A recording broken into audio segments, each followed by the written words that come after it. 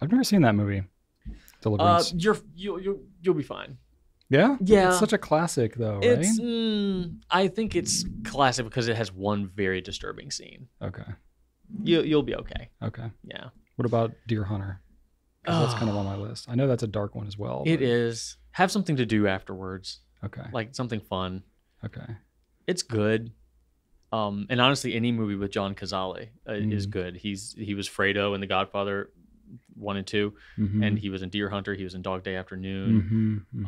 He was married to somebody famous, like Meryl Streep or somebody. I don't know, but he was so good. But he had cancer, and he was taken early. But he is just fantastic. So, but no, Deer Hunter it's dark and depressing. But honestly, some of the best 70s movies are.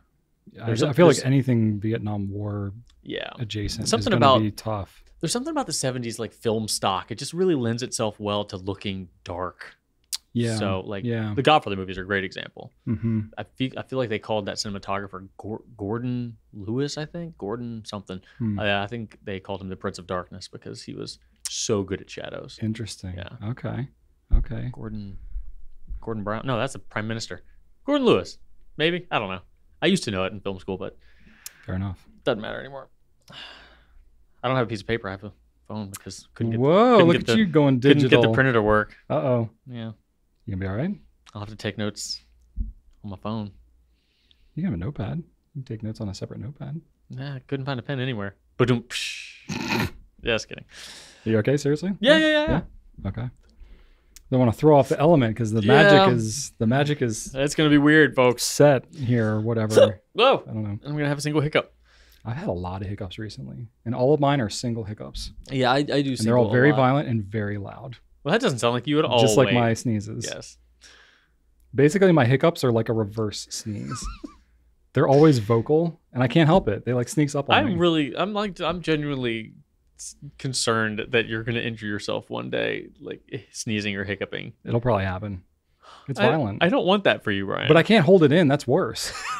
You know what I mean? No. If I held in my sneezes, I would get a hernia. I hold my sneezes in all the time. I can't do it, man. Fine.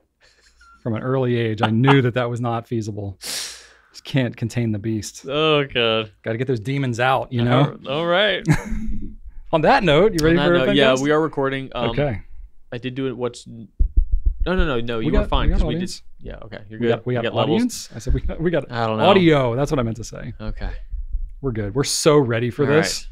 Never been more ready. Yeah, I'm just all nervous because I forgot to record audio last time I was in here. It's okay. Redemption. It's a redemption story.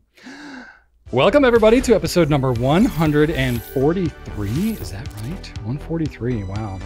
Okay. This is the Goulet Pencast, by the way, and fountain pens are still a thing. I'm Brian Goulet. And I'm Drew Brown. And we're here from Goulet Pens to deliver this casual and informal, tangential and extraneous, superfluous and extemporaneous fountain pen show, where we talk about what's going on at the Goulet Pen Company and in our fountain pen lives. In today's show, we are going to be talking about our biggest pen collecting regrets. The strangest or funniest pen accessories that we've ever seen. That's a new question. What ink colors that we would want to convert into pen resins, which is kind of cool. Thoroughly cleaning a stubborn ink from a LAMY 2000, which we might have a little experience with. If I had to start over again, would I be able to get a business off the ground at age 40 instead of 25 like I did before?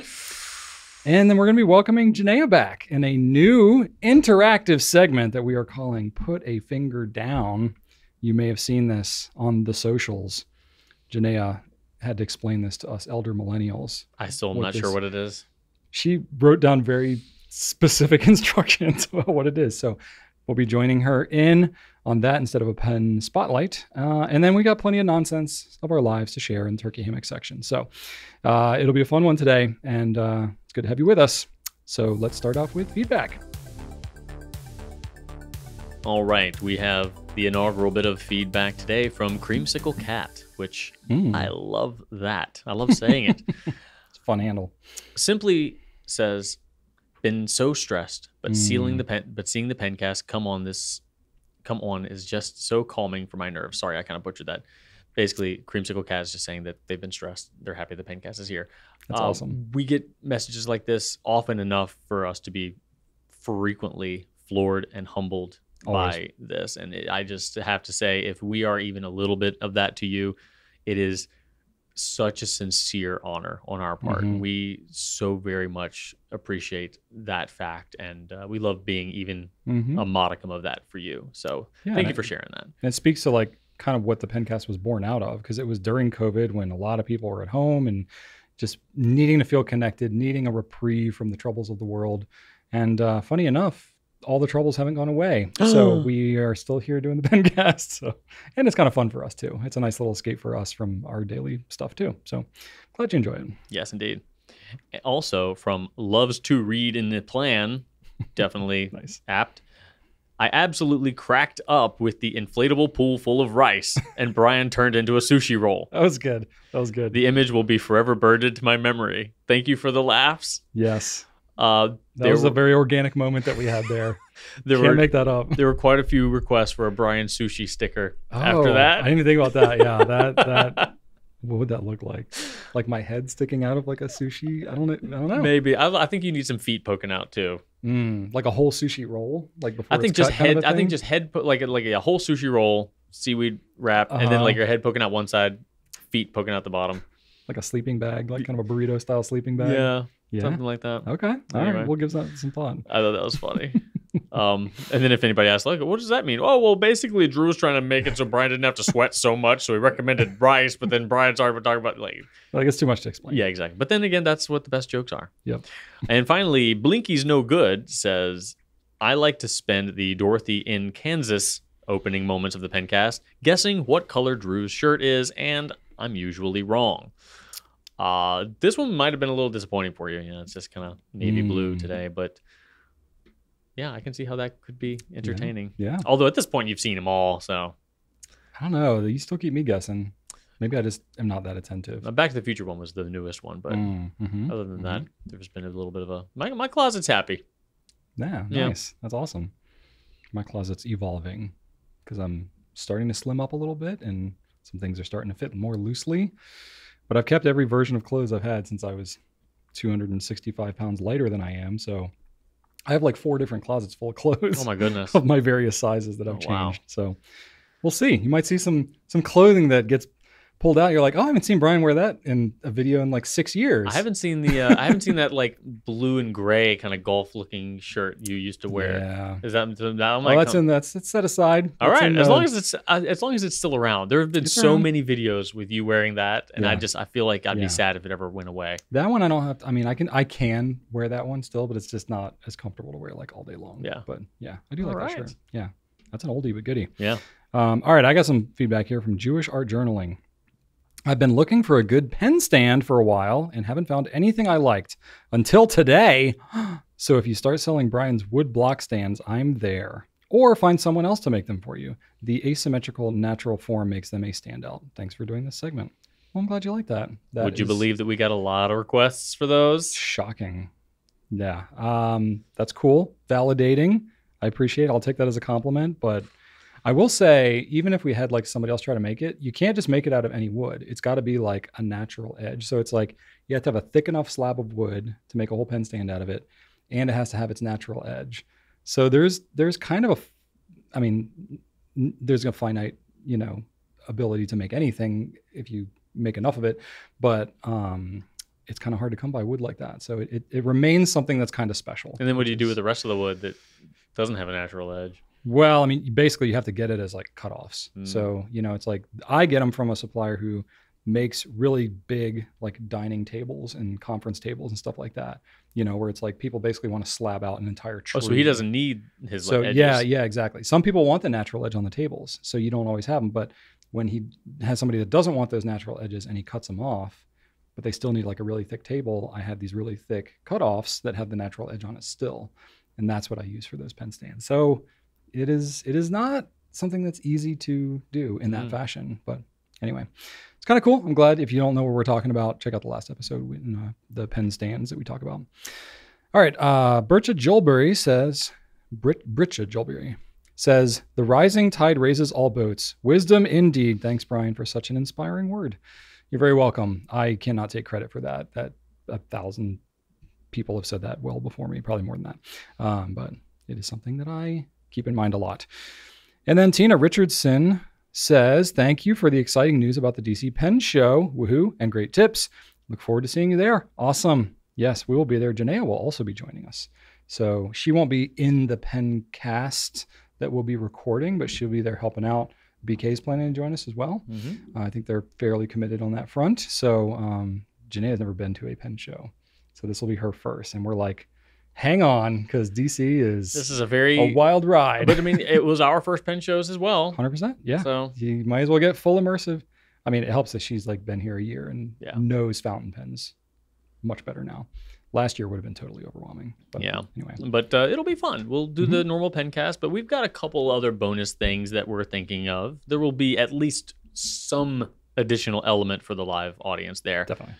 And I'm thinking maybe it'll be longer than last year, because last year we kept to an hour, and it was a bit short. So the recorded part? Pencast part, yeah. So we'll see. We for whatever reason, I don't know, we'll have like a specific time in mind. Yeah, we'll go until it feels like we're dragging it on. Yeah, we won't cancel too many segments for you video or audio only listeners. There you go. Fun. Well, that's it for feedback. Let's talk about new stuff. We have a few things to talk about, new stuff. We have a lot that's coming. In your video last week of the what's new, there was a lot in there, and it was definitely a lighter week in the past week. So not as much new stuff, but still worth mentioning. We have Monteverde Innova fountain pen. This is a carbon fiber, but this is a green carbon fiber. Dark green. Which we've not seen. Super dark. So this is an exclusive of ours. We saw some samples and we were like, ooh, can we do like a really dark green? Because we just hadn't seen that before. And so we did it, and we have it now. And it's $52. So pretty affordable, honestly. Yovo made nibs, number 6 size steel nibs, pretty decent. And the pen itself, the thing I like about this is like carbon fiber, I feel like can feel a little played out sometimes, because it all kind of looks the same. Like anything carbon fiber, you're like, if you like the look of carbon fiber, great. But there's not a lot of like new looking carbon fiber stuff. But this is a different look on carbon fiber, and it's very, very dark. So honestly, if you don't even want to see the carbon fiber, you can kind of look at it and not see the carbon fiber. Yeah. It's that dark. Glenn had a really fun time photographing this one. He's like, I just can't get the carbon fiber to come through on many angles. In our photos, I think that it probably looks a little bit more pronounced than it will, because it's under bright lights in standard lighting conditions. But he asked me about it, and I was like, go ahead and photograph it. Like there are definitely certain angles where you're like, I can't even tell there's carbon fiber here. But that's okay, because some people might like the more subtle nature. I was going to say the same thing. I think that's one of the biggest appeals of this pen, and it's there if you want to see it, but at a glance, it's fine. It's very understated carbon fiber. Yeah, it's kind of like Tinkerbell. Like if you believe, there you go, exactly. And you clap, then the carbon fiber will appear. 100%. So we're gonna have 250 of these, and that's it. It's a numbered limited edition, and so check those out if you are interested. And then the other pen that I have to talk about is not new per se, but it's kind of a repeat, reintroduction of the Benu Euphoria Confetti Milkshake. So that was our exclusive pen. We have not carried it for about a year, but we did another batch of it. And I don't know if we'll restock it after this, but we had enough people that had kind of asked for it. A lot of other people had the Euphorias in the drink collection and really liked it. So we brought it back for a time. So if you are interested in that, move that to the top of your list, because that is not going to be available forever. 157 for that one, and that's what I got. All right. What you got, Drew? I got some stuff. Okay. I want to talk about Esterbrook and their SD. Okay. I'm not sure if you know this, but every now and then, Esterbrook has some highly themed pens. They do like their themes. They do that. They do. And this time, they are doing something called Sweet Dreams, Brian. And it is very, a little marshmallowy looking, but different. More shiny, but very soft colors. You know what it reminds me of? Tell me. You'll know exactly what I'm talking about. I don't, though. In the movie Hook. Oh, when the Lost Boys Yeah. have the like make-believe Of food, course, yeah. and it's like this colorful pasty kind of stuff. Oh yeah. It kind of reminds me of that. I can It's like see a that. pastel-y, pasty, swirly, like a marshmallowy. I don't know what it was, but as a Yeah. kid, I was always like, that looks so good. Oh, it looks amazing. I don't know what. I often think of Hook when I was. think of movie food. Yeah. You lewd, rude, crude bag of pre-chewed food, dude. That's awesome. I personally am a fan of whatever Mr. Smee is eating. He's got like a roll and like a chicken leg, and it's all covered in some sort of liquid. It's just like, oh, Lord, it's just struck my brain. Anyway, love that movie. That movie's so classic. It was like, that came out like at the perfect time. Sweet Dreams, Yeah, anyway. Estabrook. It comes with an eye mask, a sleep mask for your eyes that doubles as a pen pillow. It has a little ring up at the front where you can slide your pen into, and then of course an elastic loop in the back so you can put it on your face. Yes. So it is a legit sleep I always wanted to sleep with a pen on my face, just right there, so that I can just feel like I would dream more about pens if it's like in close proximity to my face. That's right. Yeah. That's now I what can you do need. that. Now I can do that hands free. That's what you need. I don't have to hold a pen up on my face as I sleep anymore. So it is very solves a problem I have. airy, very light looking, just themed really, really in a fun way. It is $315, and it is only available in the extra fine medium. They're not doing all of the custom nibs with this one, but really what you're getting is the design and the aesthetic, and honestly the packaging is a lot of fun as well. They really went all in on this one. So Estabrook Esprit SD Sweet Dreams $315, available now.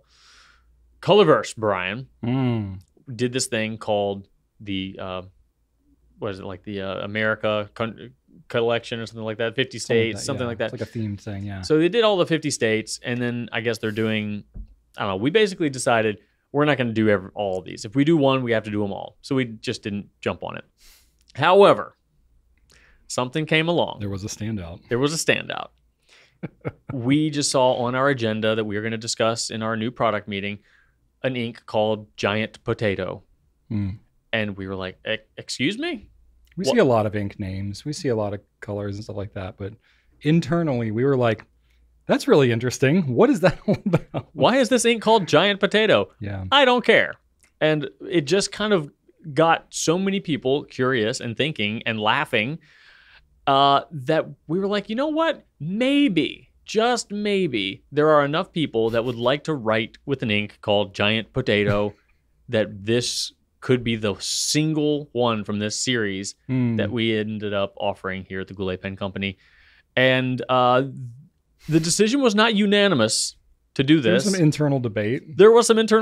But because the color's not like crazy. There's no ridiculous properties to it. No, it's a light brown, like like a taupe, not super saturated. Yeah. It looks like a potato. Looks like, It'll shade well. nice light russet. Yeah, it'd be like if you put a potato in a blender, watered it down a little bit, and then put it in your pen.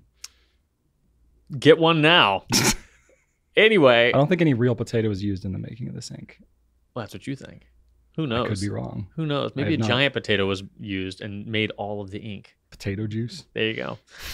So Giant Potato from Colorverse has landed at the Goulet Pen Company. It is available if you want it. If there's any left by the time this airs, we might sell out immediately when it drops. I'm going to buy one. Are you really? Why wouldn't I want to? It's got a picture of a truck with a giant potato on it. Really? Like, it's really just like, I need to have you're that. like, there's got to be more of a story here. No, not really. It's giant just potato. a giant potato. So it's only $13.50. It's a small 15 ml bottle, but it's called Giant Potato. Potato. Y'all got to tell us if we're like losing our minds or if this is actually interesting. Yeah, we don't really know what reality is anymore. Yeah, very true. So anyway, Giant Potato's here. Either make fun of our decision to carry it or jump on it, doggone it. Watch it become like Ruri Donk, the Darabont color, where you're just like, why is this popular? For me, sometimes if I don't have anything to write and I'm just playing around with my pens, I'll just write the name of the ink. And Giant Potato. It's a fun word to write. I'm going to enjoy writing that. It's a fun word. Yeah. It's a fun word.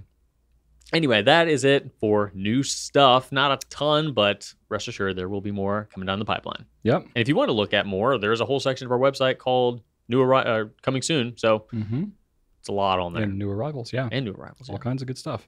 Let's do a quick company update, shall we? All right. Well, we have had holidays. We've had mental health half days. This week, we got just a plain old work week. So nothing to announce there. But we do have a video on pen and ink pairings that Drew did with lots of new camera angles and experimental things that we tried in terms of the setup. So we're very curious to hear what y'all think about that. This is very much like an ink, showing a lot of ink in the pen and together and stuff like that. Created some challenges on the back end to try to accurately show colors in video, which is way harder than you would think. It really is. So give us a little bit of, artistic liberty there. In the moment, some of these were perfect matches, but then I watched the video back. I'm like, you're like, oh, it doesn't show it in the video quite so much. Trust me. Yes. Drew knows what he's looking at in person. But anyway, it's a fun video. You should check it out. And that's pretty much it for company updates. Let's get right into the Q&A. All right. So we've got a question from a really good question, I will say. Walker A. Tracy. And Walker A. Tracy is asking us, what is your biggest fountain pen collecting regret? This is a really good question. And I feel like I don't have an answer to do justice to how good of a question it is. Okay. Well, give us your disappointing answer then. This is going to sound like such a champagne problem, but I don't really have a lot of regrets because I've pretty much just defaulted to acquiring every pen that I can just in case.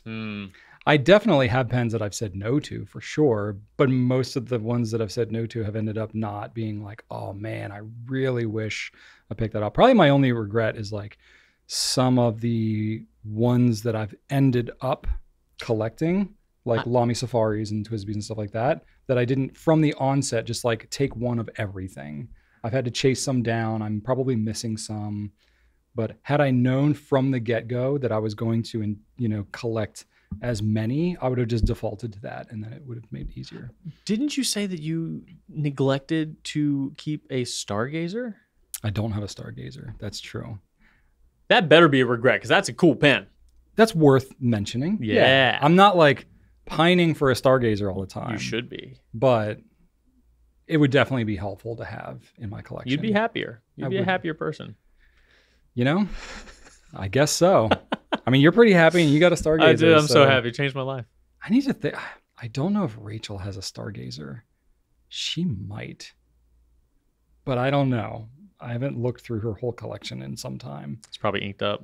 There are a number of... Yeah, probably. With Yamabudo. So there are definitely some pens that I don't have in my collection, but it's because Rachel has it, which we basically share. It's kind of the same thing. So yeah, there's that.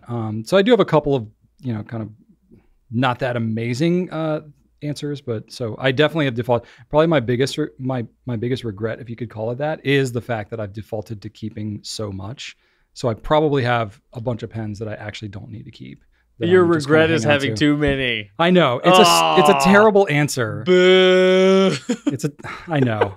I'm booing myself on this answer. I don't feel like I have justice to answer this question as worthy. All right, well let's explore a little bit. It's okay. Help me. Maybe I'm just not remembering. Is there think about a pen that's kind of like more infamous that you would have liked for a reference. Okay. Maybe, something that changed or something that you're like, oh, I didn't keep it before it changed to this, or there's got to be something just from a educational standpoint that you don't have an example of. Maybe it's that lens we need to look through rather than a personal collecting lens. I will say there's probably pens that are no longer available, like vintage pens or like things like that. But I don't know if I can consider that a regret because it's just something that I haven't acquired. Did you keep a brown Vanishing Point? I don't think I did, but I don't regret that. You should regret that. I don't think I should. The brown one wasn't as, I don't know. It was pretty ugly. Yeah, I actually do like the yellow one better than the brown one. I was about to mention the yellow one. I don't think I kept either. Oh, they're both great. Yeah, they're not that amazing. I'm genuinely trying to think, like, is there anything I really, really regret? And the one pen that I wish I have one, but I wish I had kept more, is the Platinum 3776 Kumpu. Just one more? Well, I wish I had a couple more, because there are people that I know who work in the industry that never got one that I would have loved to have been able to give them. But I wasn't going to give mine up. Yeah. So I felt kind of bad about that. What about, there used to be 3 different Rodden vanishing points. Are there still 3, or did they cut those back? They are... That's a good question. I know we have 2 of them. I don't know if we have the 3rd. Did there used to be 3 though? Yeah, we had the Stripe and the Water Surface. That's right. And then the Galaxy. Right. I think they cut them down to just 2. They did. I don't know if they do the Water Surface anymore. They stopped doing them, and then they brought them back. So I am going to look them up right now, because this is a problem with being around so long, is I have old cobwebs of memories of what we've carried, but I don't remember if it's current or if it's something that happened a while ago. I know you're a big fan of those pens, and I was just thinking. I am a big fan of those. I know we have some of them. I'll have to double check. But let's see.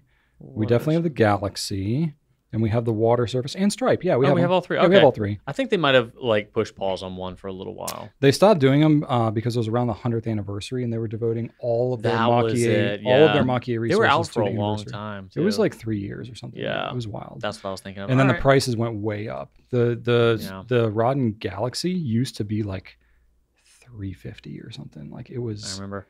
It was a different world. So maybe I would have kept more of those at the old price. That was what my immediate reaction to this question was not buying pens that are still available when they were at lower prices. Yeah. Like when we first started selling the LAMY 2000, it was $125. Yeah. That's crazy. But see, I have like a dozen LAMY 2000s. Yeah, you don't need any more 2000s. So you're good on that. I definitely. But yeah.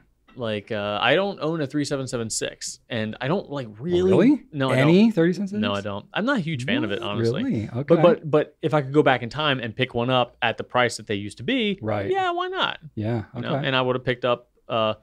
Which one would you pick up? Kumpu. Kumpu is a good one. I mean, yeah, why not? Yeah, obviously. See, if I had a bunch of spares, I could just be like, here you go. Yeah. Okay.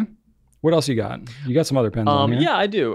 So that's the end of my answer, by the way. Right. So very non-satisfactory. Well, you remember the Platinum PTL 5000A? I do remember that. That was like a $95 gold nib. Yep. It was very narrow. It might have been $85. Oh my God. Yeah. I feel so dumb for not having picked one of those up. Yeah. Like, really why not? And I love that. They even brought nib. it back. And I like that nib, those little smaller gold nibs, better than the Century nibs that you find on the they're a little bouncier. They are. They're way more comfortable. I don't know how, but they are. They're way more comfortable. I don't know what it is, but they're so comfortable, and it is such an amazing deal for a gold nib. It was at the time too. Mm-hmm. And you're right, they came back, and God, they're not gonna come back. Not under $100 ever. That's not possible. There's no way, especially after the earthquake hit. No. Earlier this year, there's no way they're bringing that thing back. So that is a big regret of mine. And you know what? I don't even it's not devastating for me. It's just because I came so close to buying it twice. Mm-hmm. And now I'm just like, golly, Drew. Just should have done it. And of course, we've talked about these. Falls into the regret category. Yeah, definitely. Yeah. We've talked about this before. Delta came out with a Unica that was celluloid, and that was also, I think, like $100. Yeah, there was a miscommunication. There was. We definitely shouldn't have sold it at that price. But I could have got it. There were a couple people that were working here at the time that did get it. Yeah. We had some customers return them even. Oh, yeah, I know, man. So I could have had an orange celluloid from Delta for like real nitrocelluloid. Yeah, man. So that's one. That's one as well. I didn't get those anymore. Yeah. I didn't love the nib on the Unicas. It was that weird kind of matte gold. Yeah, not a fan of that. Yeah. Or the black one had that kind of like blackish, but they were weird. They were Bach nibs. They were very kind of like almost tinny feeling. I don't know what was going on with those, but I wasn't a huge fan. But still, Would have loved the pen. Yeah. And then, basically not buying anything circa 2011. Knowing what I know now, I would have made it work. I would have made it happen. It would have been hindsight's always 2020. That was it for sure. Yeah. And then there were a few that I sold on eBay to get the money for my Rodden Urushi work that I'm kind of like, oh, did I really need to? Like, I sold a bunch of safaris that didn't really sell for a lot. Like, I had a pink and a aquamarine. Okay. I'm like, I could have kept those. They didn't really make that big of a difference. So, like, in retrospect, but then again, it's a safari. I have like a dozen of those anyway. So yeah, and probably brought joy to somebody else. Starting out. Yeah, and I wasn't using them, so yeah. Sometimes I miss them though. Yeah. And then there are let's see, what to say. Drew's mojo's a little off because the printer wasn't working right and he couldn't print out his notes like normal. Yeah, that's about it. It would have been I would have included the Stargazer on there, but I have since acquired the Stargazer thanks to the kindness of another. But that would be another one. So no, mainly that PTL 5000A goes to the top of the list quickly though. There's certain ones like that where like they're an anomaly. Like you just don't see things like that. Yeah. Well, very curious what you all have as your pen collecting regrets too, because I'm sure everybody's got different perspective, different preferences and stuff like that. So leave us a comment and let us read what you regret the most, since it's such a fun thing to think about. Anyway, all right, I got a question for you, Drew. Yes. From Yuka. What are the strangest or funniest fountain pen accessories that you have seen? So I think there are quite a few. At first I thought this would be difficult, but then I spent some time in it and I was like, no, there's definitely some funny ones. And the first thing that popped in my mind was because I have one of them on my desk. We opted not to carry this, but Ink Miser came out with a product called the Splash Pad, which is essentially a cardboard coaster that you supposedly put your ink bottle on so that it can kind of catch and absorb any splashes that may occur. It is just a coaster. It is just like a coaster you would see and that would be handed out for promotional purposes. And it's not anything anybody was asking for, I don't think. It's not ridiculous. It does serve a purpose, but when I got it on my desk, I was still kind of like, I gave a little chuckle. Like it did seem a little unnecessary, but it's like an accessory to an already very specific accessory. Yeah. And it's like accessory inception. Yeah. So like, we might be going too niche on this one, but they still sell it, right? Like some retailers picked it up. Yeah. Yeah. Not knocking it for what the product is and for what it purports to do. It does exactly that. Yes. It does. You just need to make sure any of your spills happen within, about a, 3 to 4 inch diameter. You can't go too crazy. Right. Yeah. So that one went up there for me. It's just kind of silly. Yeah. But, and then let's see, Peniter has a pen. I know it's on the Alchemist pen. It might be on others. I'm not sure, but on the Peniter Alchemist, there's a very, very small knob that allows you to operate the mystery filler or whatever piston unit is in that pen. It's very small. It's very difficult to get your fingers around. I don't know if Peniter initially designed it to be untwistable or later realized it was untwistable. I think it was like that from the onset. I think that little accessory came with the pen. No, it did come with the pen. I'm just not sure if that happened from inception or like halfway through the design process where they realized it once they got the... That's a good question. So either way, it ended up needing to come packaged with an additional unit that magnetically attached to the tiny little ungrippable piston knob so that you could, in fact, operate the piston unit. Now, this isn't an optional accessory. You don't buy these separately, but it did pop in there as an accessory that is a bit comical just because you just could have made that knob a little bit bigger. Like there's no reason it needed to be small. You could have just made it differently shaped and have it flared outward or something like that so you could get a grip on it. But instead you have to have a piece that is very small. You don't have to. No, but I mean, you can fill it, but it helps. Well, here's the thing. You can fill it with your fingers just fine, but if you need to clean that pen, that gets pretty annoying. It really, like, you kind of have to have it. And if you lose it, like, what do you do then? So I'm not a big fan of like required accessories for a pen. For a pen specific, I'm not a big fan of required accessories in any products that I buy because I'm kind of a hoarder, and my junk drawers, legitimately stuff gets buried and lost in them. And every drawer in my house is a junk drawer, basically, despite any efforts to. That sounds do fascinating. Otherwise. That sounds like a new exploratory segment. Y'all would be very amused. I mean, your backpack was amusing, and that's not even my close backpack to... is a perfect example. Every area that I store things in my life ends up like this backpack. There's an intentionality there, but it's like 80% accomplished. What's your granola bar and cough drop situation these days? How many you want a little update? How many Ricolos you rocking today? I do have a bunch of cough drops in here. I will say that. It's not really peak cough. Look at that right at the top. What we got there? All these. What is that? Are those cough drops? Yeah. Look at that. I got classic Ricolas. I've got. Why do you always have cough berry drops?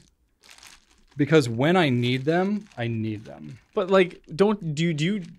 If I only have cough drops when I'm like ill, like if I've got like a cough, like you don't get ill that often. I don't get ill that often. I don't know why I have so many cough drops on me fine. At all times. No judgment. Just in case. Yeah. I don't know if I have any. You got some. What are those? I've eaten some of the. You do the RX bars, right? I do RX bars. I do Cliff bars sometimes. Yeah, I'm trying to be a little healthier now. I actually am not doing as many bars at the moment. Oh, okay. I'm watching the carbs. Oh, I see. They have a lot of carbs. I don't have any. No snacks? No bars. Wow. I think just ate I think I had I didn't have time for lunch or something, and I ate it like one day last week. Okay. So yeah. Look at you. No bars on me. You're going light today. I am going a little light. All right. Yeah. So what were we talking about? Definitely not whatever. Oh, this right, is. silly things. Okay. And of course, I have to mention Ferris Wheel Press because they got some fun accessories. They have come out with some knee slappers. So now one that actually has sold pretty well is the ink carriage. Now that is the framework of a Ferris wheel without the wheel. The Ferris without the wheel, I guess. Mm-hmm. And in place of the wheel, you set a Ferris wheel press bottle. And it just kind of holds things steady while you fill it. And it also looks pretty neat. It's funny because it's just a metal ink bottle holder that serves a stabilization purpose that could be solved by changing the shape of your bottle. So I find that comical, but still, it looks cool. So even just aesthetically, I get it. It's pretty neat. And especially if you're a fan of that bottle, this enhances the look of an already cool looking bottle. The more comical one, I'd say, was their actual, what do they call this? Their the Ferris wheel press carousel. Mm-hmm. And this was an ink well, essentially. So it was just a little glass bowl of ink with a little brass hat that sat on a flat surface. Or if you removed the hat, you could put the bottle on top of the little hat or whatever. And it would like tilt. You could tilt it, or you could like kind of spin it very carefully and judiciously if you wanted to agitate your shimmer ink. It was like $50-$60, and it was tiny. It was very tiny. Yeah. And it did not provide an airtight seal or anything like that. I think it was really intended more for dip pens than fountain pens, but that wasn't super clear. No. When they started promoting it. So I think a lot of fountain pen people were like, oh, this is so interesting. And then when it actually arrived, it was like, oh, this isn't quite. I don't think there was any intention to deceive. You could probably fill a LAMY 2000 from it because it does well with filling from shallow and small vessels. Yeah, but your average fountain pen with a decent size you're not going to get, a number 6 nib is going to struggle hardcore to fill from that. So it was a novelty. Yeah, a little all sizzle, no stick on that one. Mm-hmm. But it looks neat. It's fun. I love that the accessories are, people are trying new fun things. For sure. This is an oldie, but do you remember the Rhodia mouse pad, Brian? I sure do. We never carried that, I don't think. We did. We did? Yeah. Wow. We did. We sold some. Did we really? Yeah. Could you describe to me the texture of the front? Was it kind of like rubbery? It Um, wasn't just paper, right? boy, Like what I'm having made to it a go back- mouse pad? Because I just remember, I'm I having to always go back thought a ways I always thought it here. was just a pad of paper. But then when I was making my list, I looked it up and it looked like the front cover was a little textured. I'm pretty sure it was just paper. So what makes it a mouse pad? I mean, the shape of it was more like rectangular shaped, like a normal mouse pad would be. It Yeah. was shaped like a regular mouse pad, and I think, boy, I'm dusting off some cobwebs on this one. I think the corners were rounded too, like you would have with a mouse pad. Okay, that makes more sense. I think that's hilarious. I think that trying to I gotta look this thing up. I gotta remember it. trying to When sell I see a it, regular pad of paper and saying like, actually, this pad of paper though can also be used as a mouse pad. Those other pads of papers that we sold you, no, don't even try to make that a mouse pad. Okay, they still make it. They have it on their website. I saw that. Yeah. Okay. But- well, okay. So it was like a regular Rhodia pad where it has the cover and then you fold it back under it. But what So- makes it a mouse pad? I think it's just the shape. You know, That's so silly. it's like 7.5 inch tall by 9 inch wide, so it's more rectangular. It's not the size of a normal pad of paper that you would have. That doesn't make it a mouse pad. And let me click in on these. I don't know. I It's think graph. that's- It's graph paper, and no, I don't even think the edges are. The They're edges are slightly slightly rounded. rounded, not as much as a regular mouse pad would be. Oh my god. Yeah, we carried it though. We carried it. I don't think it was very popular. No. This was like over a decade ago that we carried this It's thing. crazy. I cannot believe they still sell that thing. So yeah, Rhodia mouse pad. That definitely People goes still up use there. mouse. People still use mice. That's what I meant to say. But like you could use any pad of paper and achieve the same result. Yeah, basically. But not every pad of paper is going to be this shape.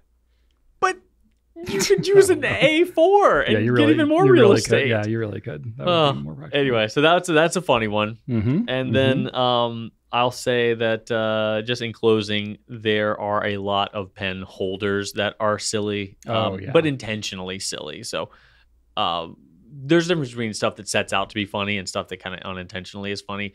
But you've seen pen holders from crabs to cats to who knows what. Lots of crazy. Even, when you get into the stuff that people 3D print and, you get the pelican pen holders where you put the thing in the side of the pelican's mouth. You've got knights holding up pens, all sorts of stuff. So those are obviously really silly, but those are like, we're being kind of extra on purpose. For sure.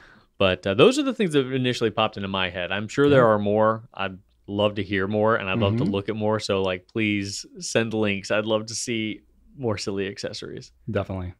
And also toothbrushes are quite silly. I don't know who would do something like that, but I don't know, but feed brushes are amazing. Oh, feed brushes are fantastic. I don't know about toothbrushes. Those should stay in your mouth. Okay. I have a couple. Yours were good. There's one that I have that I want to say this is a product that's sold. It's not something we sell. It's something we do get asked about from time to time. And my memory is not serving me well as to who might actually make this thing, but it's an ink cartridge plug. So we would get asked from time to time, like, I didn't use a whole ink cartridge. How do I save it? And we're like, you kind of really can't because there's no way to reseal a punctured ink cartridges. They're meant to be disposable. So I've seen, and I have one. Adrian gave me one. That's why it's not sticks in my memory because I didn't buy it. Brass one? It's a brass one. Yeah. So somebody machines this thing. Maybe one of you out there knows who makes this thing. I don't even know if it's still made. After Dudek Modern Goods and how bad I messed that up last week, I'm like, I should not speak outside of what I know. But this little ink cartridge plug, it works. But it's like this whole machined metal thing. There's, it's not exorbitantly expensive, but it's definitely enough of an investment where I'm like, how many half cartridges of ink do you have to save to make this thing worthwhile for you? So it's not really, oh, there we go. Okay. Is that the one that I have? I think so. So where is this at? Great Fountain. Great Fountain. Made in Italy. I think that might be it. Yeah. Yeah, I've got one of those. So it's like a little brass nubbin. Yes. And you just stick it in the end of your standard international cartridge. Yeah. I haven't used it extensively, but I thought it was kind of neat and interesting. How much are they? Do you know? $13.08 for 5. $13.08 for a 4-pack. So it's like not exorbitantly expensive, but it's also like, it's a very much a specialty item. So I just think that's more interesting. Yeah, if you're already buying something. Yeah. And then there are a number of different things. This is, again, it's not something that's been sold, but it's something that has actually been sent to us many times. People that have like either made or 3D printed some apparatus to hold their ink samples when filling them. Oh yeah. Like tilting them or whatever. So I've been sent a number of various interesting ink sample vial holder tilter kind of things, which I think are pretty fun. And then the last one I have is not intended for fountain pens, but I have personally used this in a couple different videos, I think. But a bandolier like you would have for, you know, like shotgun shells or some other ammunition that I have filled with fountain pens, ink samples, and the like. I have definitely done that in a couple different videos. I don't know why people don't do that at pen shows. You could do even the crossbody, you know, on both sides, look like a vaquero. Hey, we got a pen show coming up, Drew. Maybe that's a look. Maybe that's a look. I believe in you, Brian. Or should I get like a fishing vest with like a ton of pockets and probably just like should stuff my pockets full of pens? Yeah, and a hat. Have them just lining the hat. Ooh, interesting. Like royalty. Okay, absolutely. Okay. I had a customer and I believe a Pencast listener that I actually also made some cartridge stoppers, but out of silicone. Oh, interesting. And okay. From what I understand, that would be much more affordable and easier to make than the brass ones. But it's interesting. I just don't know how many people are in a situation where they're A, cartridge users, and B, cartridge not finishers. Only like half user. Yeah. Yeah. It's a niche thing for sure. But I mean, hey, if it's out there, if it solves a need, more power to it. It wouldn't be the first niche of a niche thing that we tried to serve. Again, it's like already sort of an accessory. So when we get to like accessories of accessories, we're like, we might be in too deep on this whole thing. Anyway, that's what we got. There we go. Funny accessories. Again, more opportunity for engagement / education here. Please comment about interesting accessories that you've seen in the fountain pen world. We know there's got to be some weird ones out there. Oh, for sure. There's a lot of like one-off things. Like I haven't been to a pen show since DC last year, but for sure when you go to pen shows, you see all kinds of interesting accessories because you get a lot of like one-offs and craft things or vintage stuff that like is not made anymore. And you're like, what the heck is that? Like I have a Pelican pen stand. It's the Pelican bird. Yeah. And it's got a hole in its beak. Yeah, I was just talking about that. Yeah. And so I've got one of those. Yeah. It's a blue one. And yeah, you just literally like stab it through its beak and it just kind of hangs there. Yeah. It's pretty weird, but it's a collectible item. Like they don't make those anymore. Yep. Anyway. All right. We've got a question from Mr. D Blue or Merd Blue. I don't know. It's obviously Merd Blue. Either way, if you could translate ink colors to an acrylic pour for a custom pen, what would you choose? Now, this is interesting because once upon a time, we kind of did this with our first Herbert pen. We did. It was technically paper that had been dyed using an ink. So it wasn't so much ink itself in the pen. See, the thing is, fountain pen ink most fountain pen ink is dye-based, not pigment-based.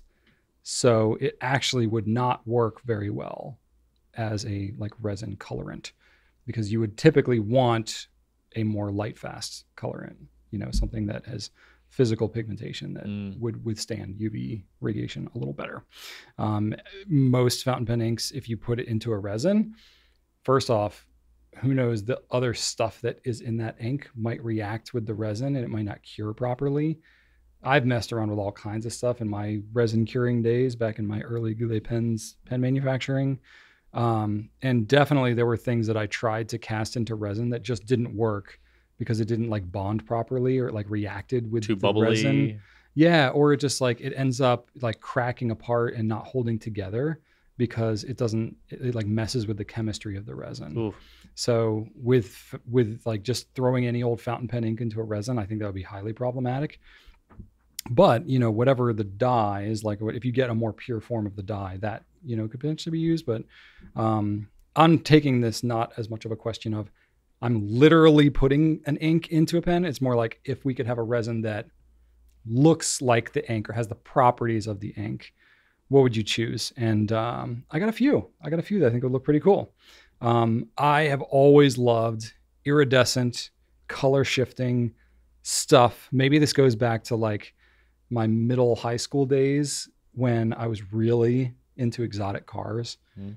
You may or may not have heard about this, McLaren F1 being a I living example. I heard about it during that year. Yes. You experienced this live, you know, directly.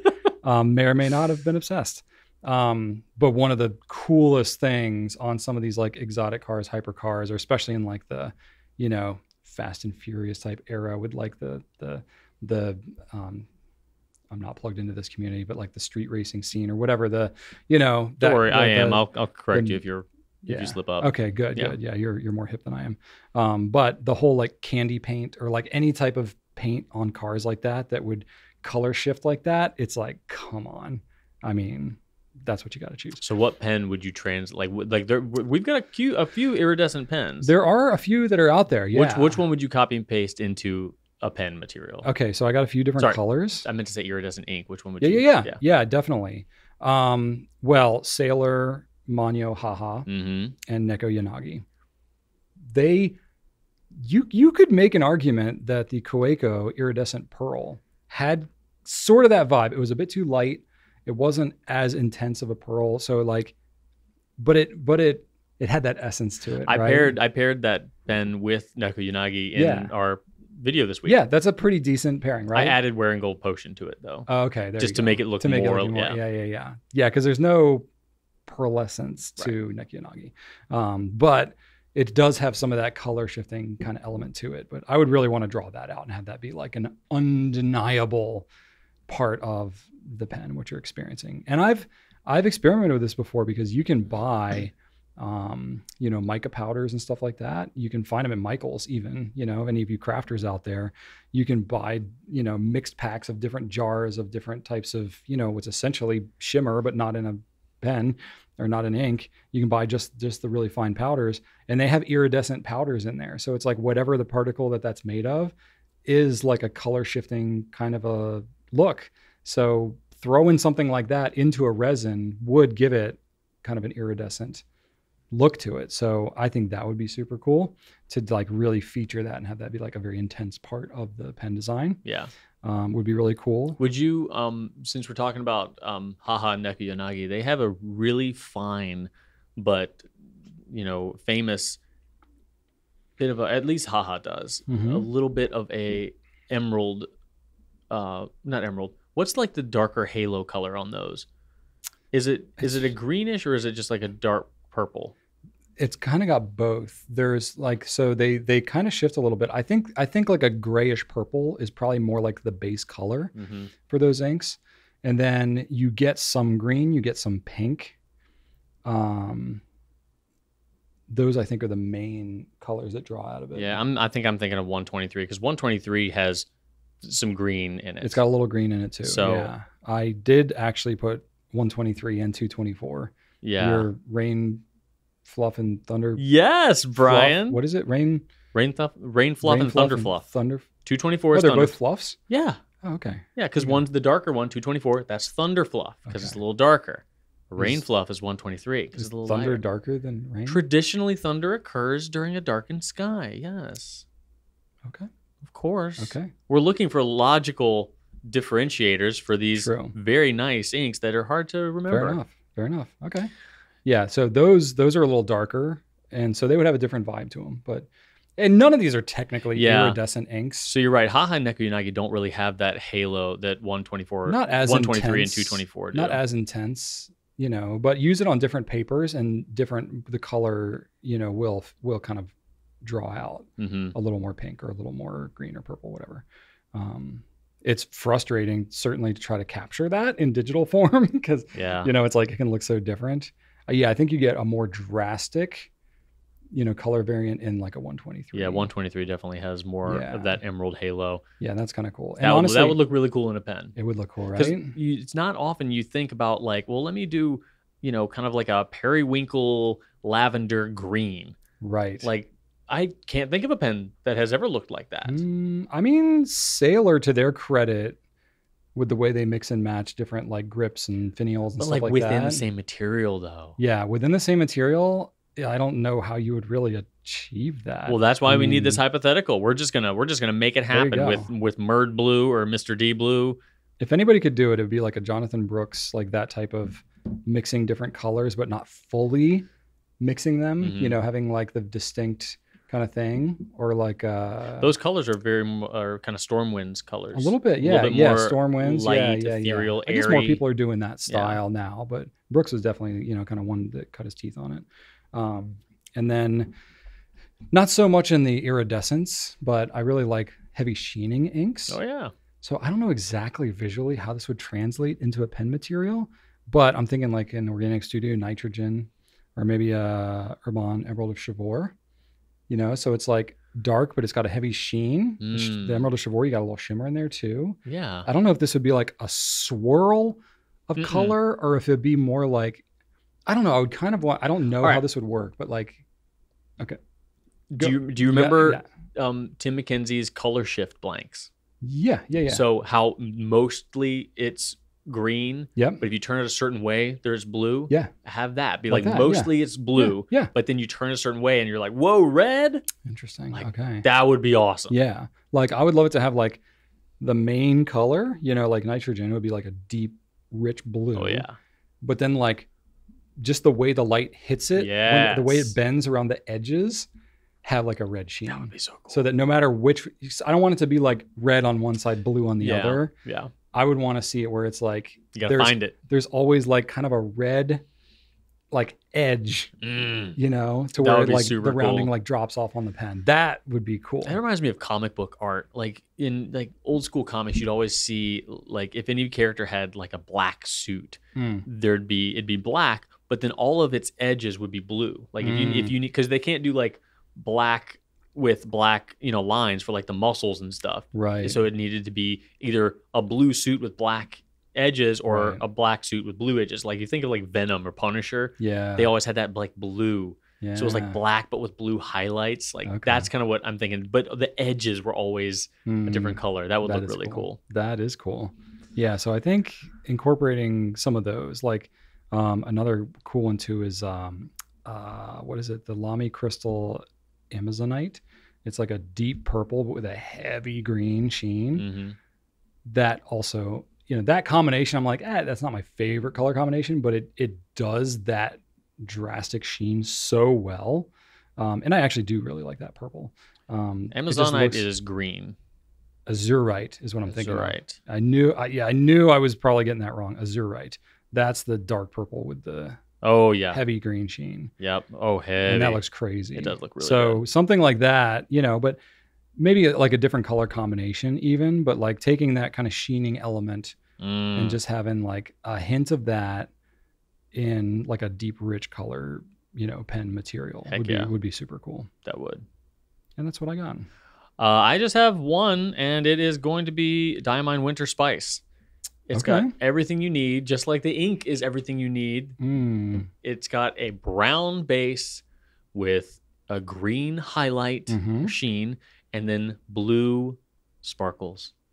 How would that manifest in a pen material? Well, blue sparkles is easy. We've definitely seen that happen. Throughout, yeah. And then, I don't know, we just need to clone whatever you're going to do for your nitrogen pen, I guess. Okay, so you're talking like, not like a swirled color within. Okay. So I'd want it because it needs to look like sheen. Yeah. It needs to look like sheen. So whatever we're going to come up with on how to have pens that sheen, it's going to be that. It's going to be mostly brown, but a hint of green on its edges, or like with some blue shimmer. Just some green chatoyance or whatever, and then some blue sparkles throughout. I think we nailed it. Those are my three favorite colors. I think we need to make these happen.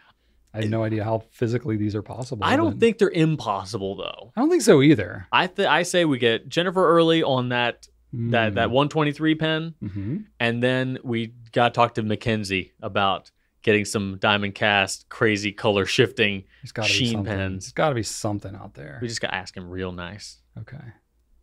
We'll get on that. Yeah. We'll get on that right away. All right. But there we go. All right. I got a question for you, Drew. Okay. This is from MTNBY. Oh. Mountain Boy? I don't know. Matinby. How can I thoroughly clean my LAMY 2000 after using a difficult ink? Oh, so I pulled a Brian, and the first thing I wrote down here was #it's complicated, because it is. The LAMY 2000 is not a conventionally disassemblable pen. The essentially, I'll start off by saying this. LAMY 2000 and difficult ink, just don't do that. Just don't. What kind of difficult are we talking about here? Like anything. If you are considering that the ink might be difficult, don't even. Just don't. Just don't. Save that for something that is fully disassemblable, completely soup to nuts. I may differ with you a little bit on this one. Okay. Just a little bit. I play it very safe because I hate cleaning pens. I hate it. I hate it. I hate it. I love it. I do it all the time. That's not the same thing. There's one thing you think about me, it's that Brian's very organized, definitely has control over his obsessions, and is really on top of his pen cleaning. All those things are always true, for sure.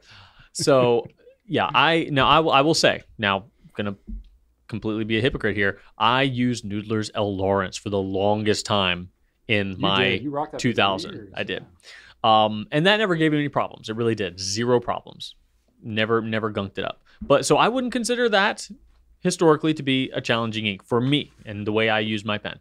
But if you do know an ink to be problematic for you, just play it safe. Don't put it in a pen that you can't fully take apart.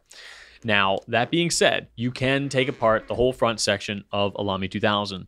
If you unscrew the grip section, there's a little metal piece. I'll show you a link to a video that Brian did where he goes through in detail about the LAMY 2000 and how the whole front section comes apart. It's the whole thing it's the video about the LAMY 2000 nibs. Yes. You did a very, very clear demo. So I'm going to... Yeah, because you're checking the nib. That's how you can check the nib size, because you can't see it normally. So you'll see a nice close-up of how to take it apart, even how to take the nib off, which we don't ever really do, but he did in that video. So it can be done. It's not the easiest thing in the world, but it can be done. There are some parts you need to be aware of that might fall, so don't do it anywhere. The little dog ear ring. And the O-ring as well. Yeah. So just do it over paper towel or something. Yeah, don't do it over your sink with like a drain that things can fall down. Oh, please don't. We keep here at the office when we clean our pens, we keep those little sink strainers, like those mesh strainers. We keep that as our little capture thing in the drain, and that works pretty well. Helps out a lot. So that can be done, and that means that if you gunk up your feed or anything like that, you can come out ahead.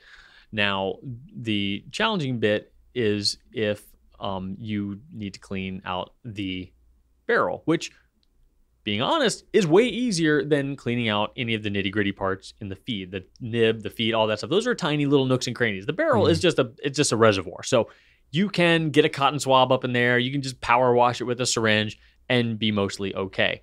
So that is really what you do. Or you can do the whole plug and shake method again and again and again with some warm water and some pen flush, or even you can even jam a Q-tip down in there too. Yeah, you can get a Q-tip plenty of times. You can swab out the barrel. Q-tip can do it. So that's fine. And you're only going to get so much, because you're not with the 2000. You're not really going to get ink past the piston. It's a pretty good piston. I haven't never seen anybody get ink past the piston. And it's not a demonstrator, so if you do get it past the piston, I would never know.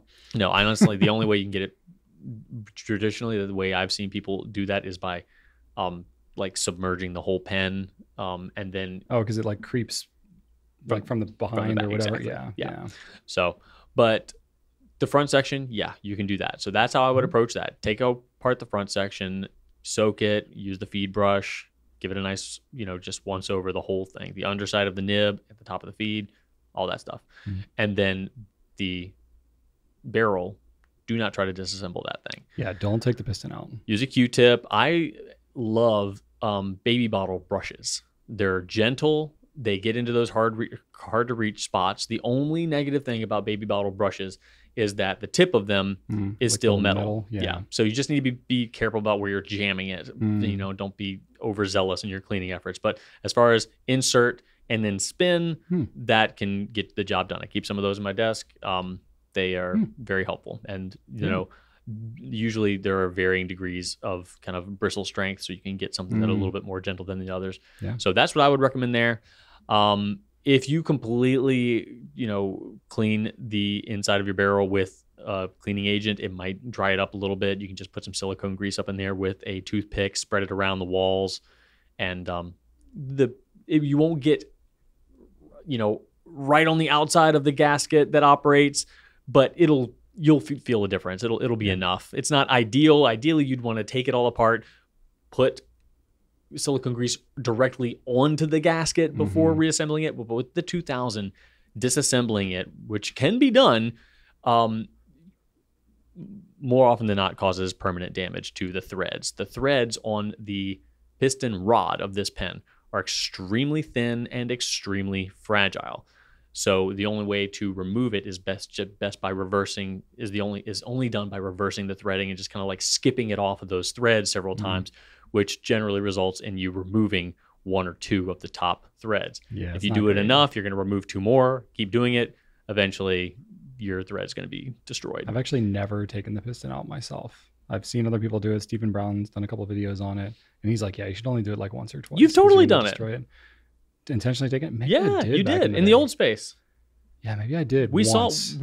saw what it did. That's right. That's how I know. You're right. I did it once. Oh yeah, we saw it. Destroyed the pen. Oh, absolutely. Yeah. Totally just ripped the. And that's on brand for me. Usually, if like Drew's a little more cautious, I'll bring it to him. He's like, I don't want to destroy Brian's pen, so I'm like, I'll destroy it. Yeah. I can just replace it. And I did that when I was like, yep, I messed this up big time. Yeah. Let's never tell anybody to do that. Yeah, that's one of the biggest times I think that we've done something and it was like, nope, that was terrible. I've done it once. You're right. I forgot about that. That was so long ago. I remember it clearly. So I did it on ago. my pen once too. So my pen's missing the top 2 threads. Oh, interesting. But again, it still functions. And because like you still get 90% of the movement, but every time you do it, you knock some threads off. Yeah, that's exactly. Not good. That's not good. So it's not really necessary. Like you're able to clean it well enough because you can remove the grip. You can get, you got a decent size hole there. Yeah.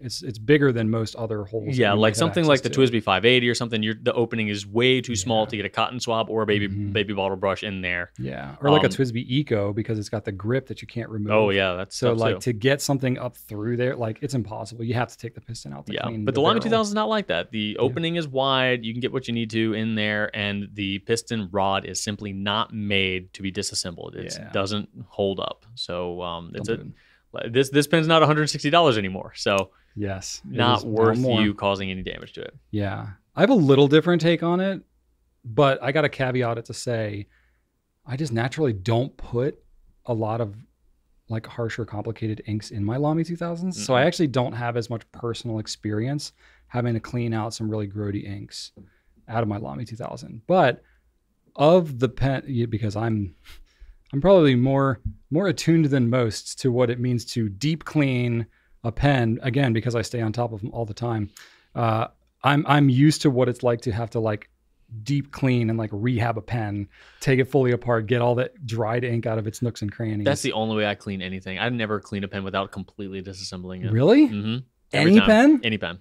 Oh, see, if it's like within a couple of weeks it's been inked up, I'm like, this is good to go. I can just flush my this nib out. always comes off my feed. Really? Every time. 100%.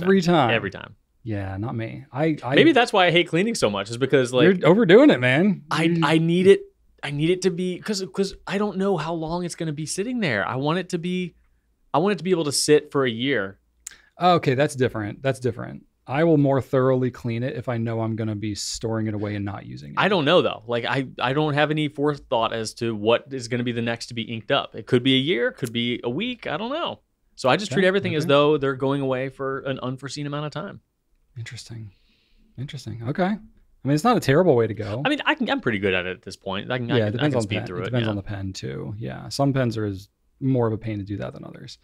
I have a lot of pilots, so it's not too bad with them. That's not bad. Yeah, any cartridge converter pen, that's what I write with. Yep, that's your jam. But yeah, for me, I've taken the LAMY 2000 apart so many times. To me, it actually is one of the better pens to take apart and clean thoroughly. There's some parts in there that you got to watch out for. Now that one I don't take the nib off of. I will say that. Like, do you take the nib unit like out of the grip? Yeah, I don't slide the nib off of the feed. It's not really necessary. You only need to do that if your pen is like crusted up, dried out. Then that's when I will do that. Mostly, not even because it's the nib necessarily, but it's because of the feed and like the feed channel. Yeah. You get some crusty old ink up in there and it's just easier to clean it mechanically. But, yeah, so I'm a little less hesitant to ink up a LAMY 2000 with something a little crazy, especially because it does such a good job of keeping the nib wet that it's just not going to dry out as easily. You're not wrong. As other pens. So this is like a your mileage may vary kind of a situation. You know what? I completely agree with you on that. That again, I wrote with L. Lawrence, which a lot of people consider to be a high maintenance ink. The higher maintenance leaning. Like it settles. Like if you see that thing in the bottle after a while, like it feels very thick. It is, yeah. You know? Yeah. But I had zero issues. Yeah. And I think that it might prove your point. Yeah, because the pen does such a good job of like, you know, it's, I don't know if it's like the cap. I mean, maybe that's part of it, but I think it's just the hooded nib part. Like it just stays very, very wet.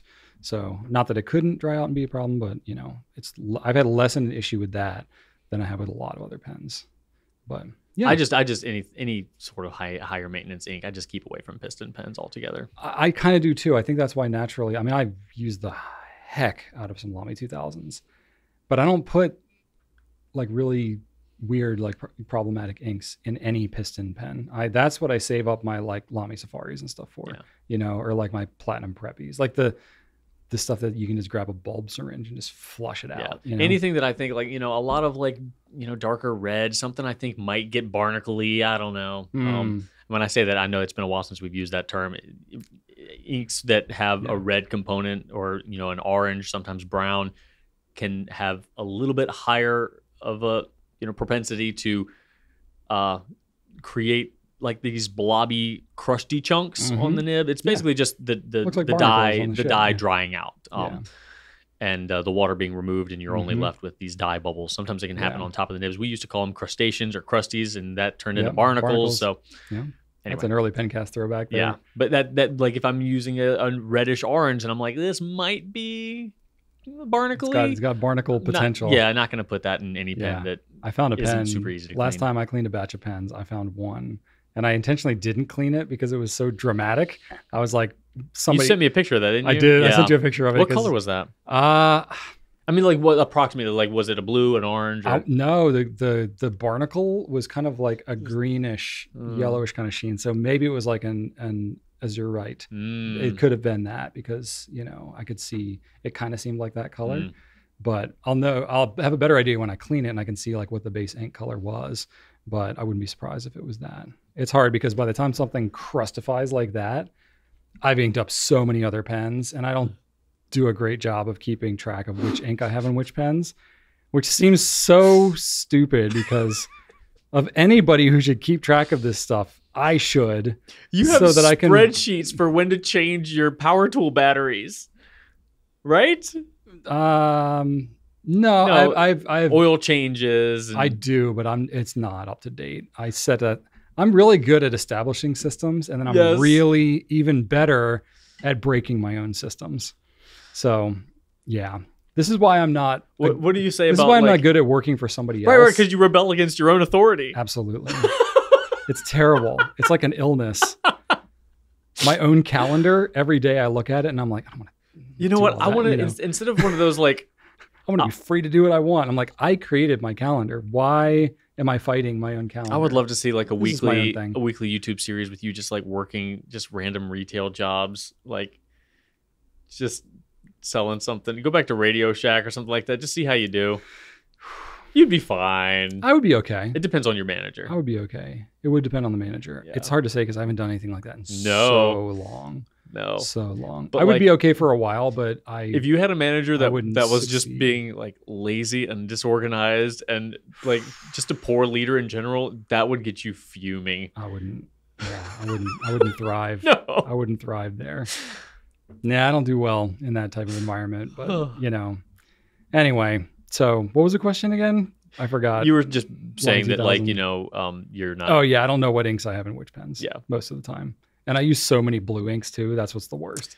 Yeah. You know, that's why I have certain pens now where it's like, I'm just only going to ink this with, you know, whatever, fire and ice or blue water ice. Yeah. You know, so yeah. Anyway. Question 5. All right. We're going to round things out with a bit of a challenge for you. Speaking of you, the entrepreneur. Question for Brian from username I Like Pens. If you had to start the business again from scratch, but at the age you are now, 40, could you do it again? Would the growing pains be too much to endure now at 40? Okay. I need some clarification on the hypothetical here. Okay, I'll talk to I Like so Pens. Is this assuming that I am 40 years old but don't have pen experience like I did when I was 25? Ooh, because it's an important difference in how I answer the question of like, it basically, if you like wipe Goulet pens off the face of the planet, but I have the knowledge and experience I have, could I start it over? You do not.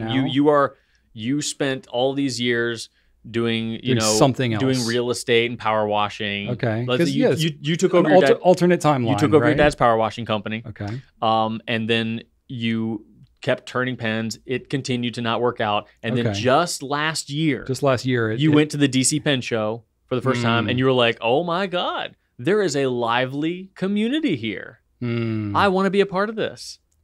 Would you do it? That's a tough question.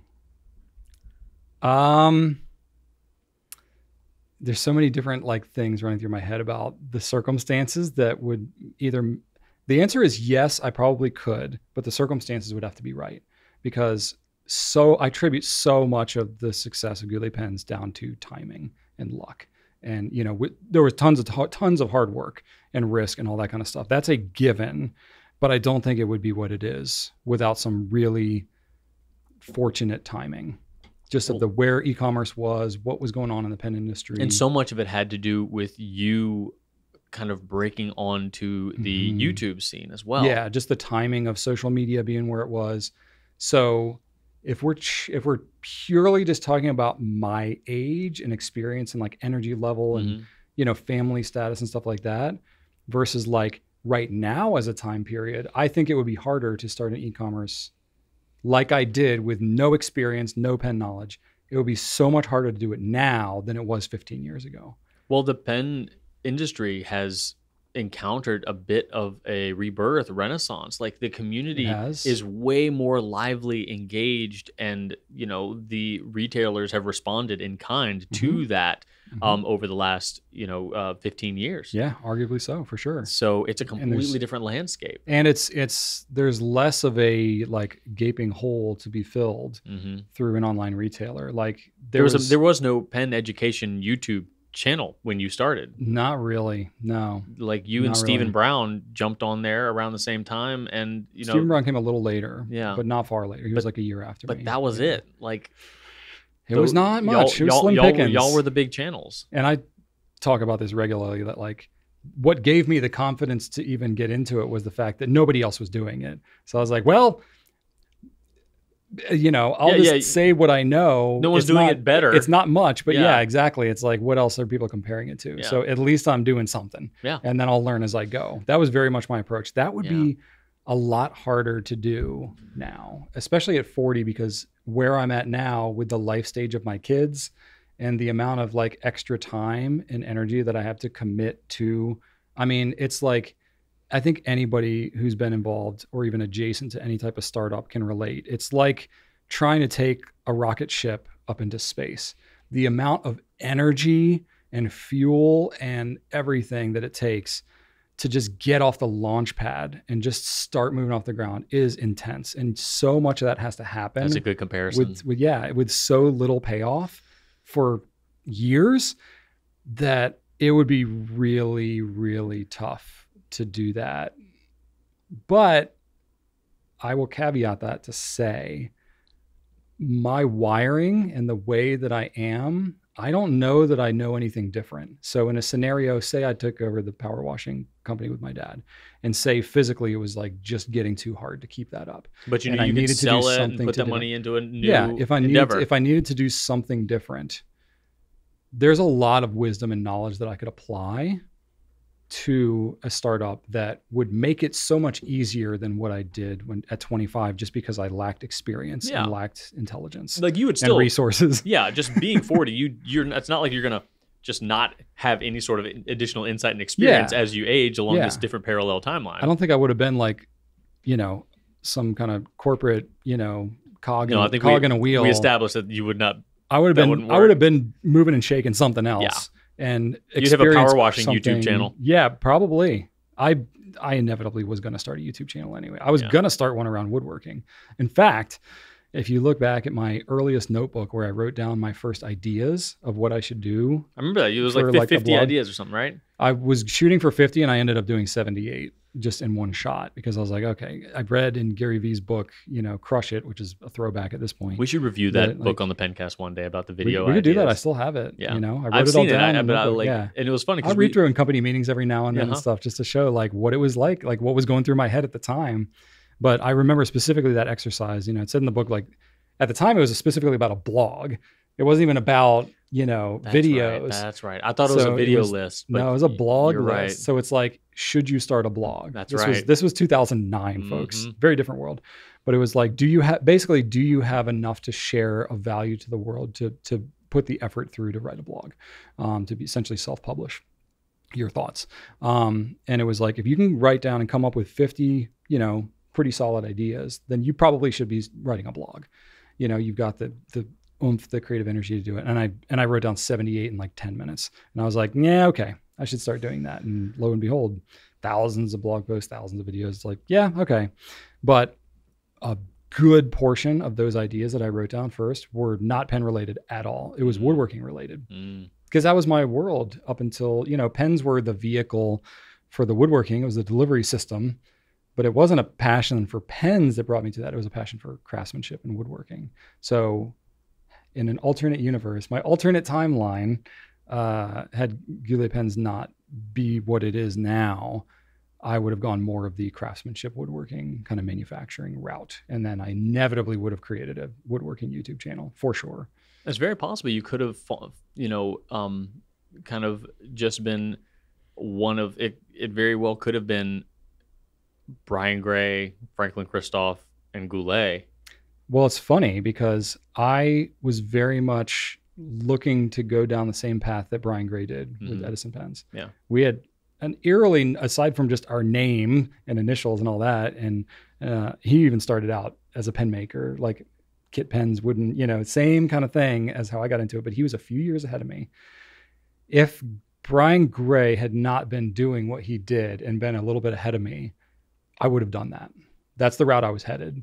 But the fact that he was already doing it and doing it well, and kind of doing it well, and I saw, and he was, into like CNC equipment, all that kind of stuff. And I was like, oh, I don't really want to be operating machinery. I want the hand craftsmanship. But then I saw how hard that would be to do, because then it's like you're essentially just a worker at that point. You're just turning pens all day.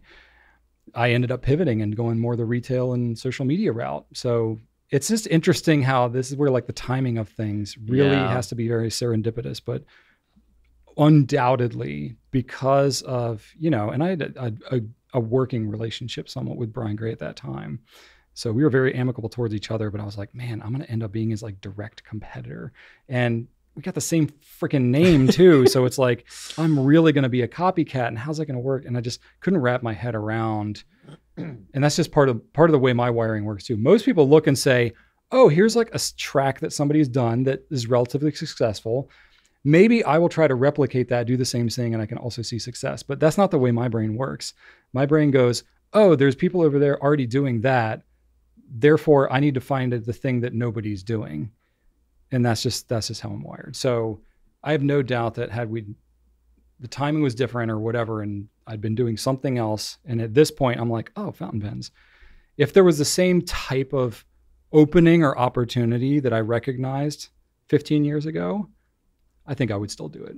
So what if you went to the DC Pen Show? This is one last hypothetical before we move on. Okay. Went to the DC Pen Show. You're like, I want to be a part of this community. There is life here. I feel like I can, be of a benefit to these people. Mm-hmm.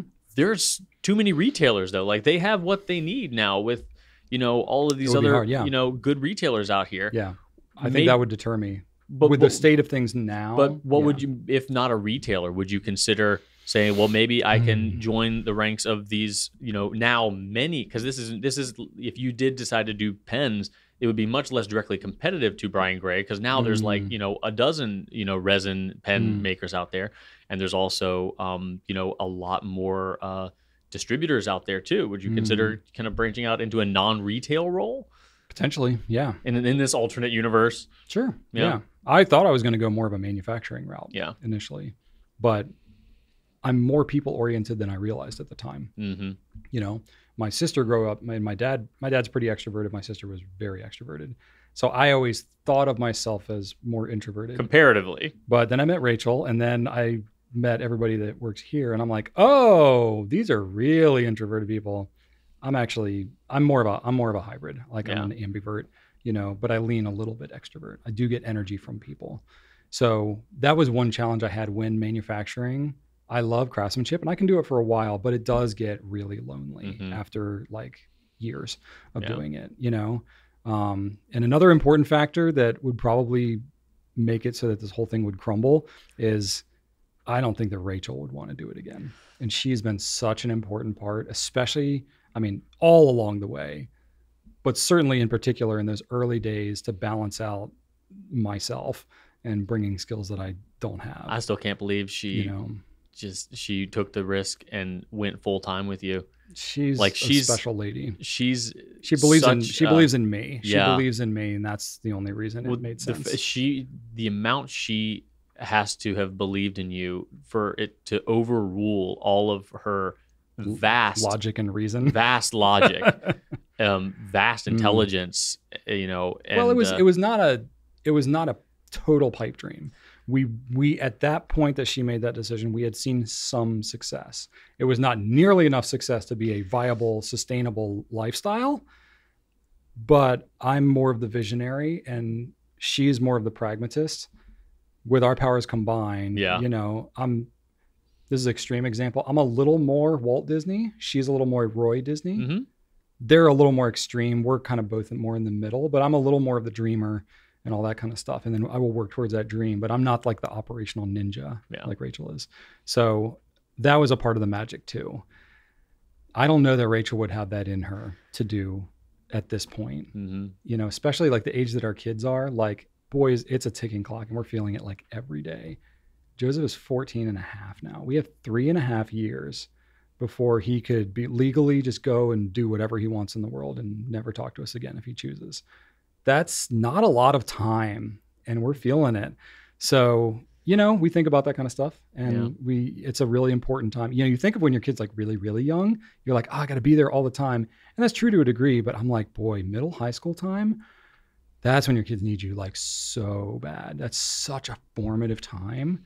So that undoubtedly is part of what informs currently our, level of like personal investment and extra time that we spend. It's like we used to work nights and weekends all the time in this business. We do that a lot less now because we just have other priorities. You still do it to the extent that like it's just you and Rachel, and that's just like kind of how you naturally operate. But if you chose to not do it, you can totally do that and everything is fine. But back then you couldn't really choose to not do it. Right. We really had to. Yeah. And now we do it partly because we have more of a flex schedule. Yeah. So we have stuff that we need to do with our kids or we want to do as a family that might cut into our work day, but then we'll make up for it at night or a weekend or something like that. So we have a much better sense of life balance now. And that would be hard. That would be hard to give up and say, yeah, I'm going to go back to working 80 to 100 hours a week. Because that's, oh my gosh. I couldn't even do that in my prime. I don't know how we did it. When I think about that period of time, those first like 5 years with 2 toddlers, I'm like, that's totally insane. And we knew it at the time. Like we consciously made an effort to go all in like that because I was like, we are naive, just naive enough to where we don't quite know how hard it's going to be. So we'll still do it. But we know that if we wait to go all in like this, we're not going to do it because it's going to seem too hard. It blows my mind. And I'm very validated that was the right choice. But I don't know if I could do it again. I've never in my life met someone, and no offense, I've never met someone who looked as tired for as many years. Still do, arguably. No, not like... It's better now. Yeah, no, you remember. Like you could see it. Oh, it was just like pure sleep deprivation and stress. I've never in my life met someone who was who for that many years was so consistently sleep deprived. Yeah. And still operating at an impressive level. Like, thank you. Coffee helps. That was a massive sacrifice. Yeah. And like, still is to a degree, but it's better. But oh man, to start all that over again... That would be hard. Nobody in this building can keep up with these two. Just let y'all know. Like They are. We got some hustlers here. We got some folks that can hang. They can. Yeah.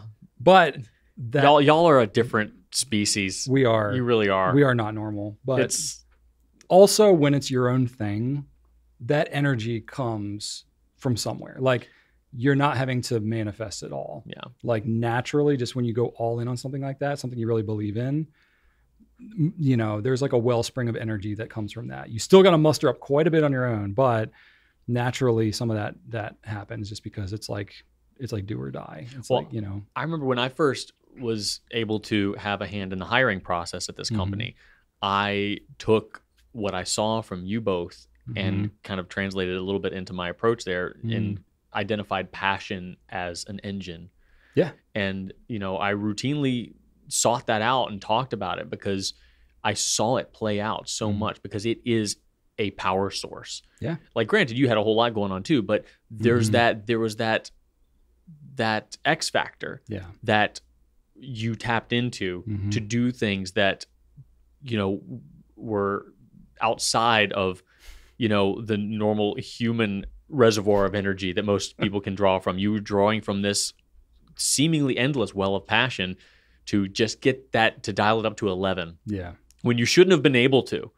But I saw that beyond any sense of reason. Yeah. But passion really can be an engine. And if you believe in what you're doing and if you are emotionally invested in your work, be it a job or a hobby or anything, like it does. It comes out. I think everybody's got that. You just got to find it. You got to find where to use it. Yeah, there is. It's kind of like, you know, it's kind of like mining for gold. Like everybody's got a vein of that kind of passion somewhere in their life.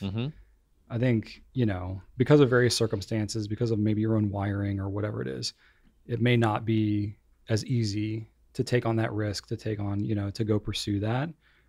I'm very fortunate in that way that I couldn't help it. It was just, I had to pursue it beyond much logical sense. Like I gave up a lot of potential career paths and opportunities that were on paper seemingly much better, real estate, property management, you name it. And I just couldn't do it. I just had to do this weird thing. And it just, you know, it ended up working out, thank goodness. But boy, statistically, odds were not in my favor. During a recession. Yeah. Yep. Could that happen again? Can lightning strike twice? I don't know. We'll never know because I don't plan on starting anything else because I'm very happy with Goulet pens. Yes. Anyway, good question. Yes. Very thought provoking. Thank you. I like pens. That was a brainer, as we would say. Yeah, here. Indeed. If you have any additional questions, you can always email us at pencast@gouletpens.com or you can ask us in the comments. Next up, we have a new segment that I'll call it testing out. Basically, we just think Janéa is awesome and want to use her in more videos. So I was like, Janéa, let's come up with some ideas of things that you can do in some videos. She's great on social, you know, lots of Instagram and TikTok stuff. We were like, let's get you in some long form YouTube stuff. So she came up with this idea. Now, not from scratch. It's out there on social called Put a Finger Down. As we mentioned earlier, Drew and I were like, so what exactly is happening and why are you putting a finger down and when and all that? So she's going to explain all that for those of you who are like us that needed some explanation. But it's a cool little fun segment. It's kind of interactive. And I'm very curious to see what y'all think of it. And if you like it, you know, maybe we'll do more. So it's a little fun thing, but you get to see Janéa. She's awesome. And let's check it out. Hi there, fountain pen enthusiasts, and welcome to the very first installment of Put a Finger Down Fountain Pen Edition with me, Janéa. Now, if you're unfamiliar with this game, don't sweat it. Don't worry. It's so easy. All you literally need is one hand and 5 fingers. So pretty much, I'm going to be making 5 statements that start with put a finger down if any of those statements apply to you, then you're going to go ahead and put your finger down. So for example, if I have my fingers up and someone says, put a finger down if you've written with a pink fountain pen. Well, I'm going to go ahead and put my finger down because here goes my pink fountain pen right here, okay? Now, the goal of this game is to put no fingers down. You want to have 5 fingers left standing for a perfect score. Let me tell you, perfection is really hard to achieve with this game because I'm a very competitive person. And I went out of my way to pick the hardest statements I could find that I knew would get majority of the players out. And when I say majority, I mean 90%. So, will you be in the top 10% of this game? Well, there's only one way to find out, and that's if we get started. So here we go. First question. Put a finger down if one of your pens is currently inked up with a diamine shade. Starting off strong. Next up, put a finger down if you prefer the TWSBI Eco T's textured grip to the TWSBI Eco smooth grip. Uh-oh, I think I got you out. Next, put a finger down if you store your fountain pens horizontally versus vertically. Uh-oh. Next, put a finger down if you toss the boxes that your fountain pens come in. Now, with this one, I could have a little empathy for the people that have to put a finger down because the more fountain pens you get, the more cluttered your house becomes with all those fountain pen boxes. But unfortunately, you still have to put a finger down. And last but not least, put a finger down if you've written with a flex nib today. Yes, I know they have amazing line variation. I am a true fan of flex nibs myself, but unfortunately you still lost. So go ahead and put that finger down. Ooh, it's looking a little intense in here. My competitive spirit is coming out. So how'd you guys do? Did you win? Do you have all 5 fingers up? Do I have to bow down to you and say congratulations on winning the very first installment of Put a Finger Down Fountain Pen Edition? Or do you have 1 finger left? You barely made it. Or do you have 0 fingers left and you're sitting at home thinking, how does she know all my fountain pen habits? I told you it wasn't going to be easy. I told you I'm competitive. But don't fear, because we're all winners here, because we all share the same passion for all things fountain pens, which is amazing, okay? So don't worry. There's going to be more versions of Put a Finger Down to come. And all I have to say is, amazing. Thank you for participating. Let me know in the comments your score, because I'll be lurking and looking for new statements to make. And of course, thanks for playing with me, and happy writing. All right. Thank you, Janéa. Drew, so now that we know, we didn't want to say what ours were, but I don't know what mine are. Okay. So we got them right here. So so what are we putting a finger on exactly? Are we just putting it down? You start with 5 fingers. Oh. And then your goal is to keep all your fingers up. Okay. That's when you win. I don't know what you're winning. Gotcha. I was like, yeah. No. You're not like touching anything. No, it's literally just like, you go down. I can do that. Okay. Pens inked up with a diamine shade. I put a finger down because I literally have diamine in this pen on my person. You know how many pens I have inked up right now? 1. 1 and no diamine? No. Okay. So you keep your finger up. Eco T in preference to the Eco in terms of its grip. I do not care at all. I don't understand why I people... I like regular Eco better. I couldn't care less. Okay. Do you store your pens horizontally versus vertically? Yeah. So you put a finger down. Okay. I do both, but most of them are horizontal. I don't have any fountain pens stored vertically, just roller balls. Fair enough. If you throw out your pen boxes when you get a new pen. Oh, yeah. I do too. Yeah. Most of them. And then if you've written with a flex nib today. Nope. I have not. So you got 3 up. I got 2 up. So you beat me. You beat me. Oh, okay. Yeah. There you go. By being a more lazy pen user, apparently. I don't know. Hooray! There you go. So Drew's 3. I'm 2. Y'all comment on what you are. And if you like this, we'll do some more. Cool. Let's talk about what's happening. All right. As we talked about last week, we had a mental health half day here at the Goulet Pen Company, and I was like, what can I do for my mental health? And I decided, despite it being painfully hot, I wanted to go get some coffee. So I went to the newly discovered coffee shop that I found, and I was like, well, I can drink coffee inside and be just fine. And it was like rainy that day too. It rained later, yeah. Yeah, it definitely got. Oh no, it was raining. It was rainy in the morning and stuff. Yeah, it was. It was rainy and hot, which is great. Yeah, because that folds into my story. Oh but boy, anyway, yeah. It's definitely raining. So I walked up there, got myself a coffee, and I have had a terrible ulcer in my mouth, and I was like, I really want one of these chocolate croissants, but it hurts. But I said, no, I'm going to enjoy my time here. I'm going to power through it, and I did. I was like, oh, that's so good. But that's determination right there. Yeah, very stubborn there. But yeah, I just I hate when it's like right at your like tooth line. Oh, and you keep like biting it. That's where it was. Like, yeah. Oh yeah. Oh, that's the worst. Oh yeah. Every time you bite it, you're like, great, now it's going to last longer. I get a lot of ulcers, and I've tried every trick in the book. And every time someone's like, oh, what you need to do, like they no. Yeah, you gotta like hang upside down and gargle water while you're listening to it doesn't. Black I've talked to my Sabbath. dentist, and they're like, yeah, some people just get them more than others. It is what it is. That's what you want to hear. My hygienist told me to take lysine, which is a vitamin, and some people are like, really? That's random, but I think it's cut down on it. I don't know. Maybe it didn't, but yeah. Are you doing that? Are you taking lysine? Oh yeah, I've done it for I'm almost done with the whole bottle, but lysine. How do you even spell that? Lysine. S-I-N-E. I was way off. So lysine. I don't know. Okay, it's a thing. It's a thing. Probably just a placebo, but whatever. Anyway, it's an essential amino acid. Oh, okay. But okay. I did that, and then I went home and played some video games. I'm still working on my second playthrough of The Witcher 3, which is my first full replay-through. I played it once, read all the books, tried to play it again. It glitched on me halfway through. I got mad and stopped playing. Now I'm doing it again.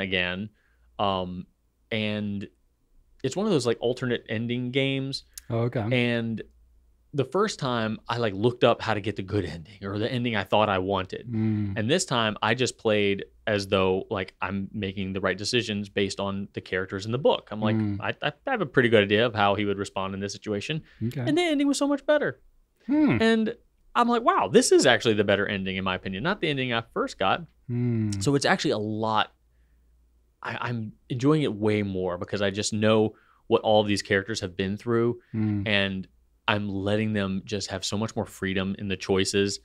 Any chance I have to like choose a friend or a companion over some greater good, I'm not even choosing the greater good. I'm like, no, this person needs, because I know what they went through in the books. They need a win. They get to do whatever they want. I mean, that's human nature, isn't it? We're not always thinking about the greater good. No, I'm like, this world sucks anyway. Like the Witcher world, like it's a mess. Everybody's sick and dying and sad and oppressed. But I'm like, no, I know what happened to this person.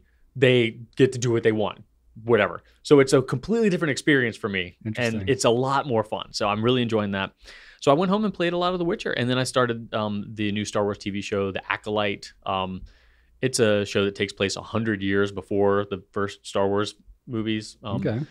So it's different. It's good enough. It's nothing phenomenal, but it's Star Wars content, and I'm not going to be fussy about that. Yep. That's what they're pumping out now. Yeah. So yay. Okay. So it was a nice little afternoon of just relaxation, Drew time. That's exactly what it's for. Yeah.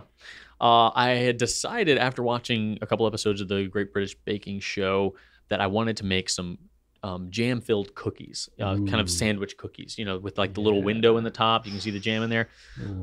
So I did that.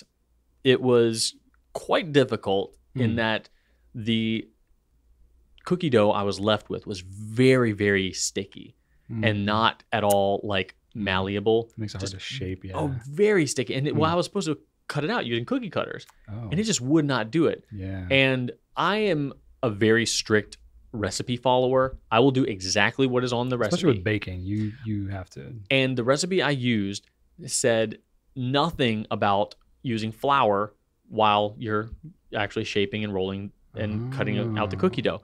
And I know that that's a very common thing. Yeah. But I didn't do it because it didn't say to do it. And then I took the whole thing, wrapped it up. I tried to chill it. That didn't work. Took the whole thing, wrapped it up in the big ball of parchment paper that I had it on, threw it in the trash. I had just taken the trash out. And I was like, that's fine. I only needed to buy white vinegar. I had all the other stuff. So it wasn't a big loss. Needed white vinegar anyway. And then I checked another recipe. Just like, did I do something wrong? Like I had everything at room temperature. Like all the measurements were perfect. I checked another recipe and they said, don't forget, this thing can be sticky. So use plenty of flour. So I was like, and everything else on the recipe was identical. Identical. That's the worst. So I was like, I just took the trash out. So that's in there, very well wrapped up in parchment paper. It's probably fine. Did you George Costanza this thing? I pulled it right out of the garbage. Oh my gosh. Made some cookies. Really? And they were delightful. Oh wow. But I felt so dumb because I'm like, does your family know that you pulled it out of the garbage? I did. They don't care. Okay. You bake it. It's fine. It was in a brand new bag. I don't know the science behind that actually, but yeah, it was in a brand new bag. But I wanted something I wanted a result. Like at that point, I had spent so much time. You needed a win, just like your Witcher characters. Yeah. So, so I did that. It was pleasant. They were fine. It wasn't a ton of. It's a European cookie. I think this particular one, I forgot, Zorochi or something like that. Zorochki. I think it's from Ukraine, but there's like various. There's a German version and not like in America, our cookies are like just sugar explosions. So they are. This one, by comparison, was a little bit more moderate on the flavor. Mm-hmm. So it was fine. I did it. I probably won't do it again. Did a little bit of cookie. You should do it again because now you got this knowledge and experience that you get to pay forward. It was fine. Yeah. I guess if the outcome was not amazing, then like why? Yeah, it was a lot of work. You have to bake twice as many cookies because it's a sandwich. You got to wait for things to cool before you jam it. And, it was all good. Like work. Yeah, it was. But baking is annoying. I'm glad that I didn't completely fail. I had a result. A result. And I like baking. I'm not like, I guess the baking is the fun part. The eating is just kind of like, well, whatever. I feel the opposite. Okay, I think the eating is pretty darn fun. Well, I'm the same way with like... I like hanging out with other people that like to bake. That's the way I played The Sims. I'd always love creating characters and building houses, and I would not play the game. I'm like, all right, I'm done. The rest is dumb. Yeah. I already made my dude. There you go. And I finally finished rebuilding my Lego Ecto 1 vehicle. You finished it? Finally finished. Nice. It took forever, yes. But the beginning was so arduous because there were so many parts and I organized it improperly. But then the more you get into it, the more the parts go down, the quicker you find the pieces. Yeah. And I finally did it, and I'm just like, oh my gosh, all these cups and buckets are gone, and my desk is now clean and clear. And the kid who destroyed it last year is going to be visiting this week. So, oh boy, so you might get to do it all over again. No, I'm sure he knows better now. I'm sure. Or how sure are you? Do I need to put it up on top of the bookshelf? I probably should. He has to know, right? I never assume, especially with kids, that they know anything. All right, I'll put it up. Trust but verify. Yeah. And then we got some TV shows and movies happening. I watched over the weekend Pacific Rim with Archer. We had rented it to stream on Amazon like last year, and the stream was all jacked up and slow. Yeah. So I ended up buying it because we both did really like it. So this is the first time us watching it on disc. Nice. And oh my God, it's such a fun movie. Just robots fighting monsters. What's not to love? Well, it's Guillermo del Toro too, so it's a renowned director doing it. It's not just like a total cheese fest. I mean, it's cheesy enough, but it has a core that is actually really solid. It's not an empty cheese fest. It's a solid cheese fest. So it's like good hearty sharp cheddar. Not like a good cheese, like a pasteurized cheese product. Yeah. Amen. Yes, sir. Absolutely. And then, so we're watching House of the Dragon, the new Game of Thrones series. That goes up on Sundays, and we are watching it as it comes out because spoilers get all over the internet. Yeah, you can't avoid that. But in between that, we're watching Invincible, the animated. Is based off a comic that I really like, but it's very R-rated.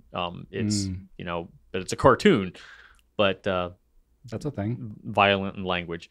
But so that's kind of like we're doing that on non-House of the Dragon nights. Right. So I don't know what we're going to do after that. I think that Shannon wants to finish Better Call Saul. So we'll probably jump onto that, which I'm not like terribly excited about. I mean, I know it's a good show, but it finishes pretty strong. Yeah, okay. Yeah. The finale is really well done. Good. I know it's good. It's just for me, I'm just like it doesn't grip me. Never has.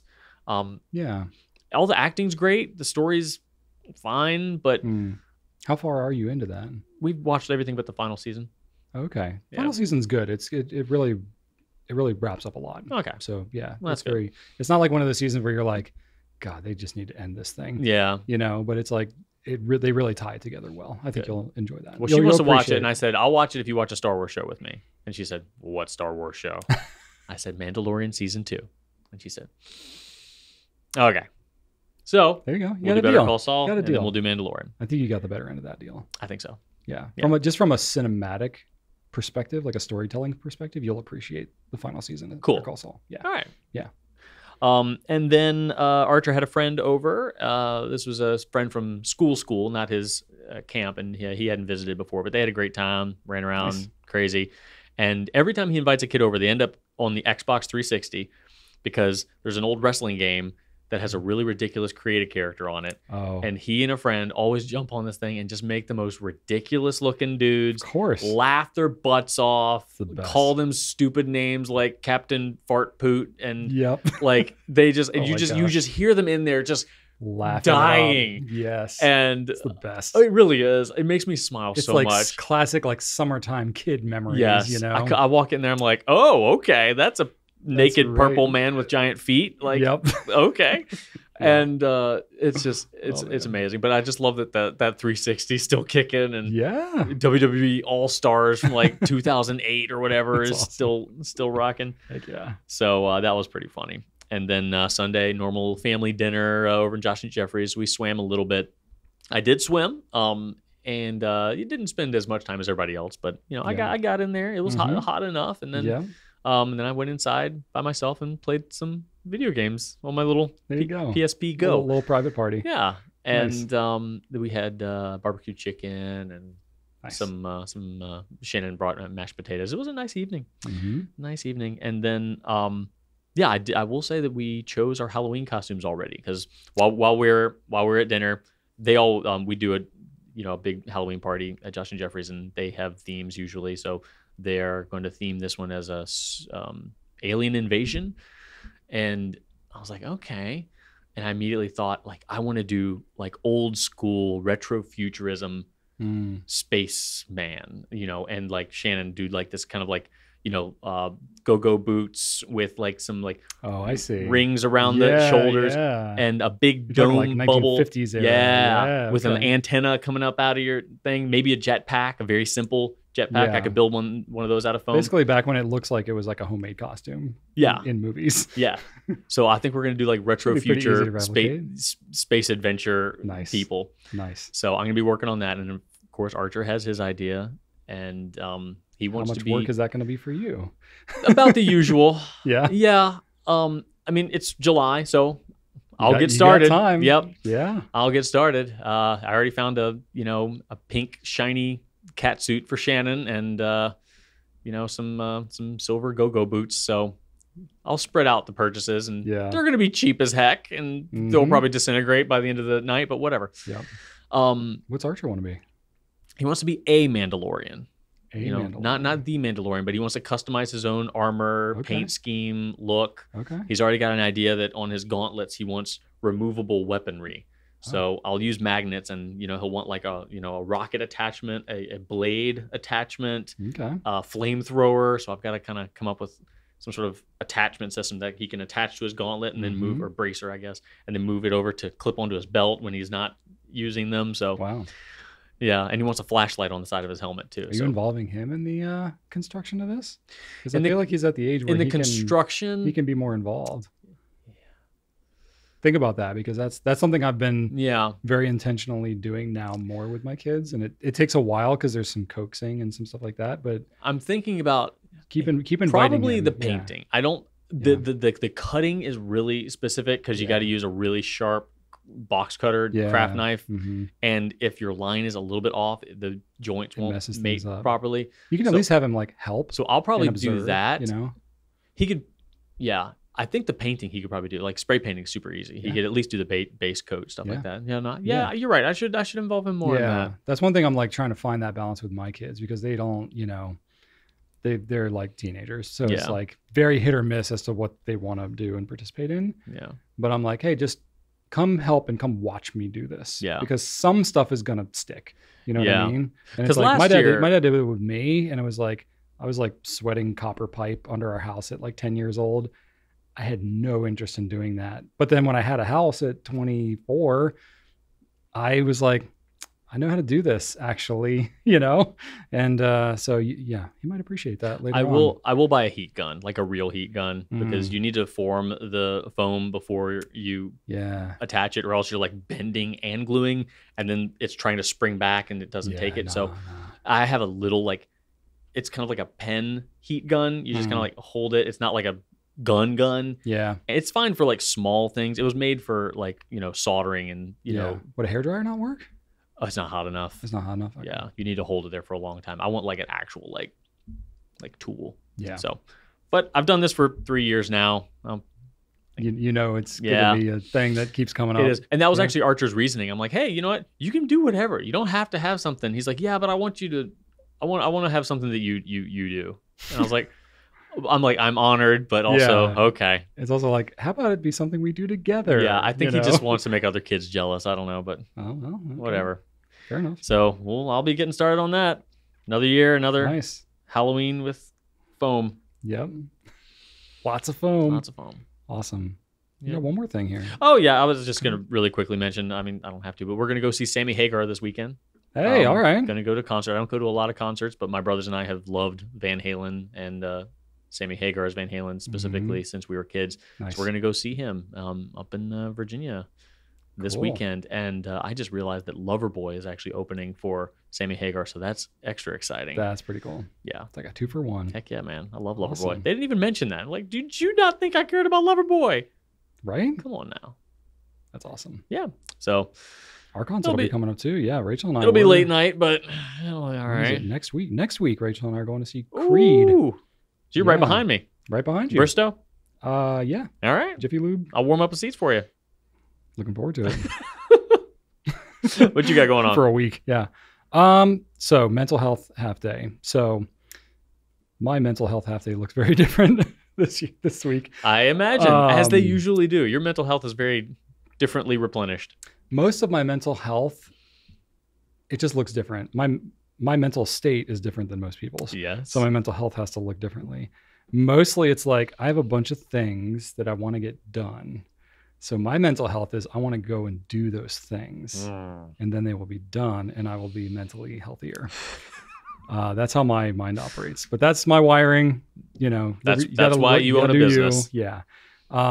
So just to show you, just to kick it off. Okay. So I'd planned, how do I set this up? So I mentioned last week, Rachel redid some stuff in her closet. We built a bunch of IKEA furniture. Sure. Cool. Okay, that's fine. Pretty isolated. Did you assemble the Malm? We assembled 3 Malms. So we had some kid desks that we bought during COVID with virtual school and all that stuff. It was what can we find in a quick scenario kind of a thing, good enough to get us through COVID kind of a situation. But my kids were much smaller back then. So their desks just aren't what they need now. But they're still decent desks. So I was like, all right, we need to replace these desks, find somewhere, I'm not just going to throw them out, find someone who can use them, and then replace it. And Rachel's been on an IKEA kick, so she bought some kind of desk thing, and it's a whole whatever system, multiple things that had to be built and set up. So I already knew that much of my weekend was going to be desk rearranging / building / moving. So, okay, I could wrap my head around that. I had to go to the dumps so bad because we were on vacation several weeks ago and it's been so hot. All my trash has just been baking in the sun for weeks. And I was like, there's stuff living in my trash cans. I just know it. So I knew I had to get that. I still had the play set that I tore down with the tractor. That's all sitting in my trailer. I already had to unload it all once to use the trailer and then load it back into the trailer. I was like, I just got to get rid of this stuff. So That's not the first time you've had to unload a trailer to use a trailer. I've heard this before from you. It happens. This is why I'm like, I need to but they don't take that stuff at like our local transfer station, like the big stuff like that. So you have to do it at the like county landfill center, like the big place, but they're only open 8 to 4 during the week. And then on Saturdays. So I was like, we got a half day and then I've got Saturday too. So I got options, I was like, I got desks to move, I got dump and all this kind of stuff to do. Is like, I can make all this happen this weekend and then just be free of all that, have it out of my life. And then looking at the forecast, it was like rain all day Friday, all day Saturday up until 4 o'clock, which is literally when the dump closes on Saturday. And I was like, really? Really? We've had like a drought. And then just when I have the time to go to the dump, it's going to rain.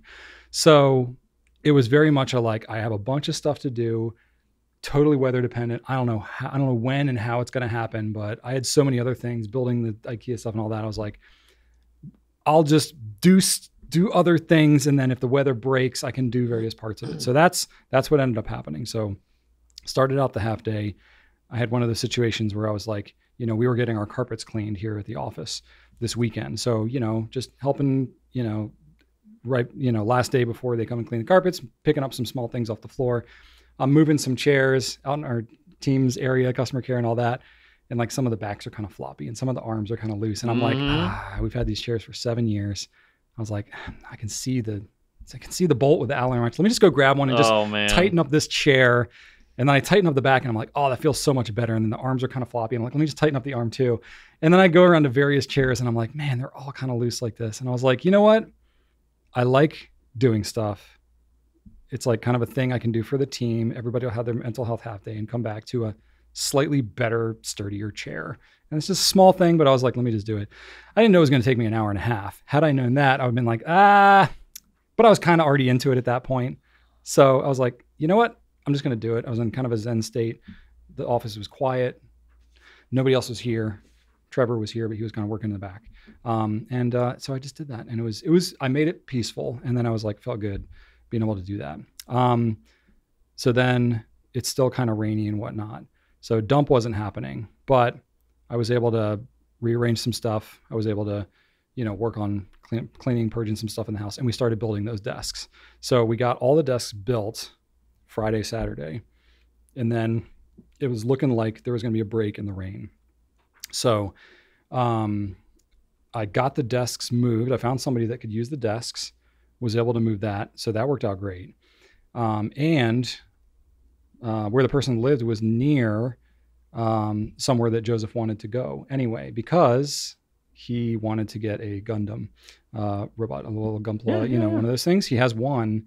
He wanted to get another one. And did you go to Hobbytown, USA? Yeah, they sell Hobbytown. It was like we were there 3 minutes last weekend. We got a stand for Archer, so we could make one of his Gundams kind of fly. There you go. Yeah. Hover. Yeah, there you go. I had no idea how much Gundam they had at that store. Oh, they've got it's like a whole section with displays and a special floor. They've got a big Gundam with glowing eyes up there. Yeah, it's really cool. And I was like, these are really cool. I was like, I cannot get into another thing. I like literally Joseph's excited about it. And I was like, these are really fun to build because we build them together. And it's like, there's so many of them and they look cool and they're robots. And the inner child in me was like, When Archer builds them, like the amount of times he like groans in satisfaction because of how satisfying the connections are. So well, yeah. He'll like, you'll hear him go clip, clip. That's right. They're so good. Every single one of them is like, wow. And like, really well designed. Amazingly well. So I appreciate that. Yeah.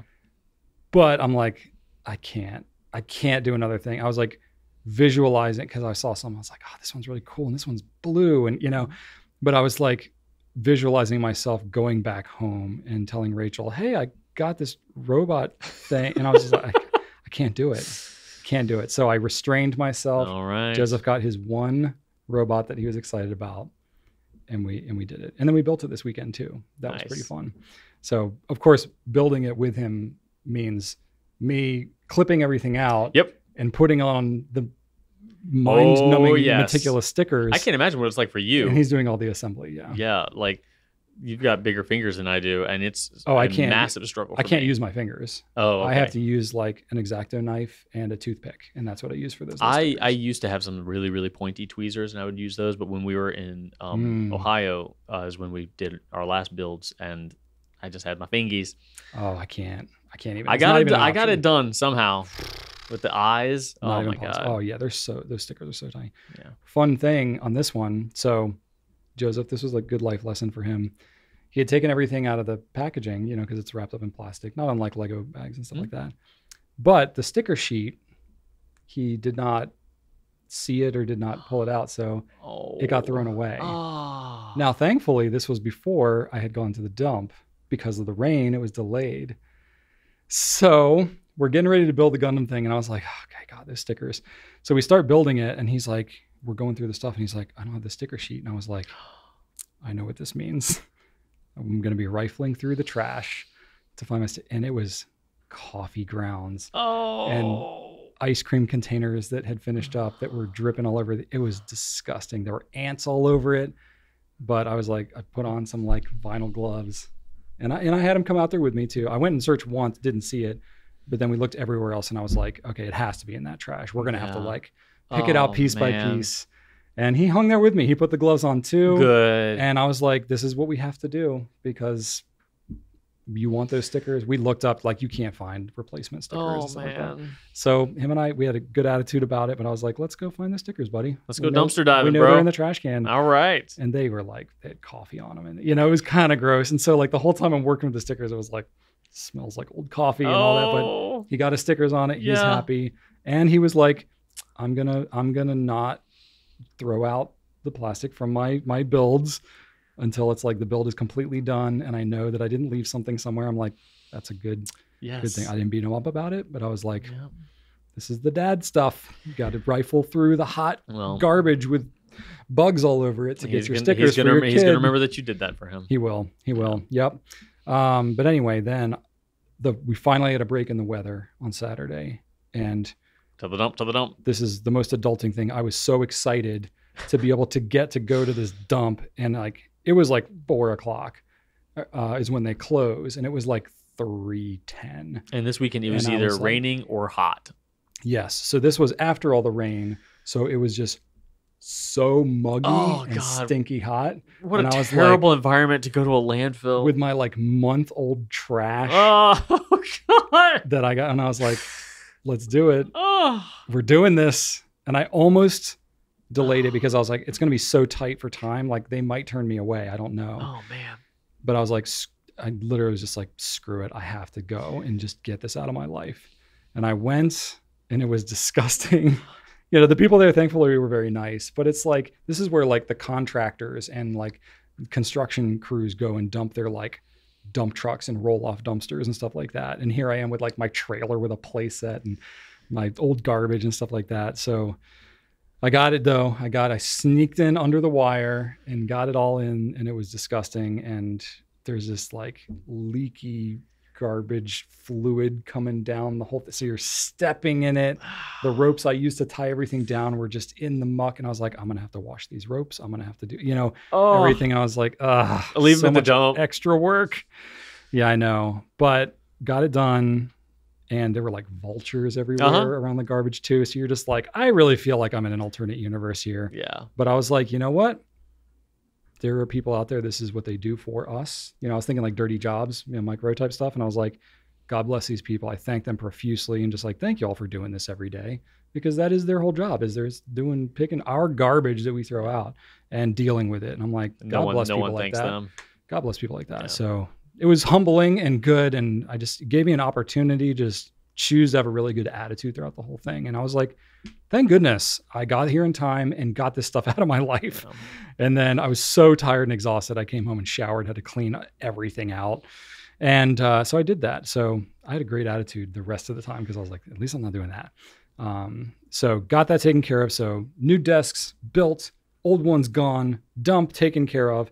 And we've just been like on a roll, because we have Rachel's family staying with us this week. And, it's like the kids were like, we've been asking like, hey kids, we have like this whole bookcase. Y'all don't read these books. Can we like go through them so that we can pass them on to your cousins and stuff like that? And we were like, your cousins are visiting, and they like something clicked and they just dialed in, and stuff that they have like hung on to for years. They were finally like we had them go through it. And we were like, oh, they were more ruthless than we would be. And of course, I'm looking at these piles of books being like, oh my God, this money, is like thousands of dollars of books here that we spent. I'm like, no, sunk cost bias. I can't, we just need to get this stuff out of our life.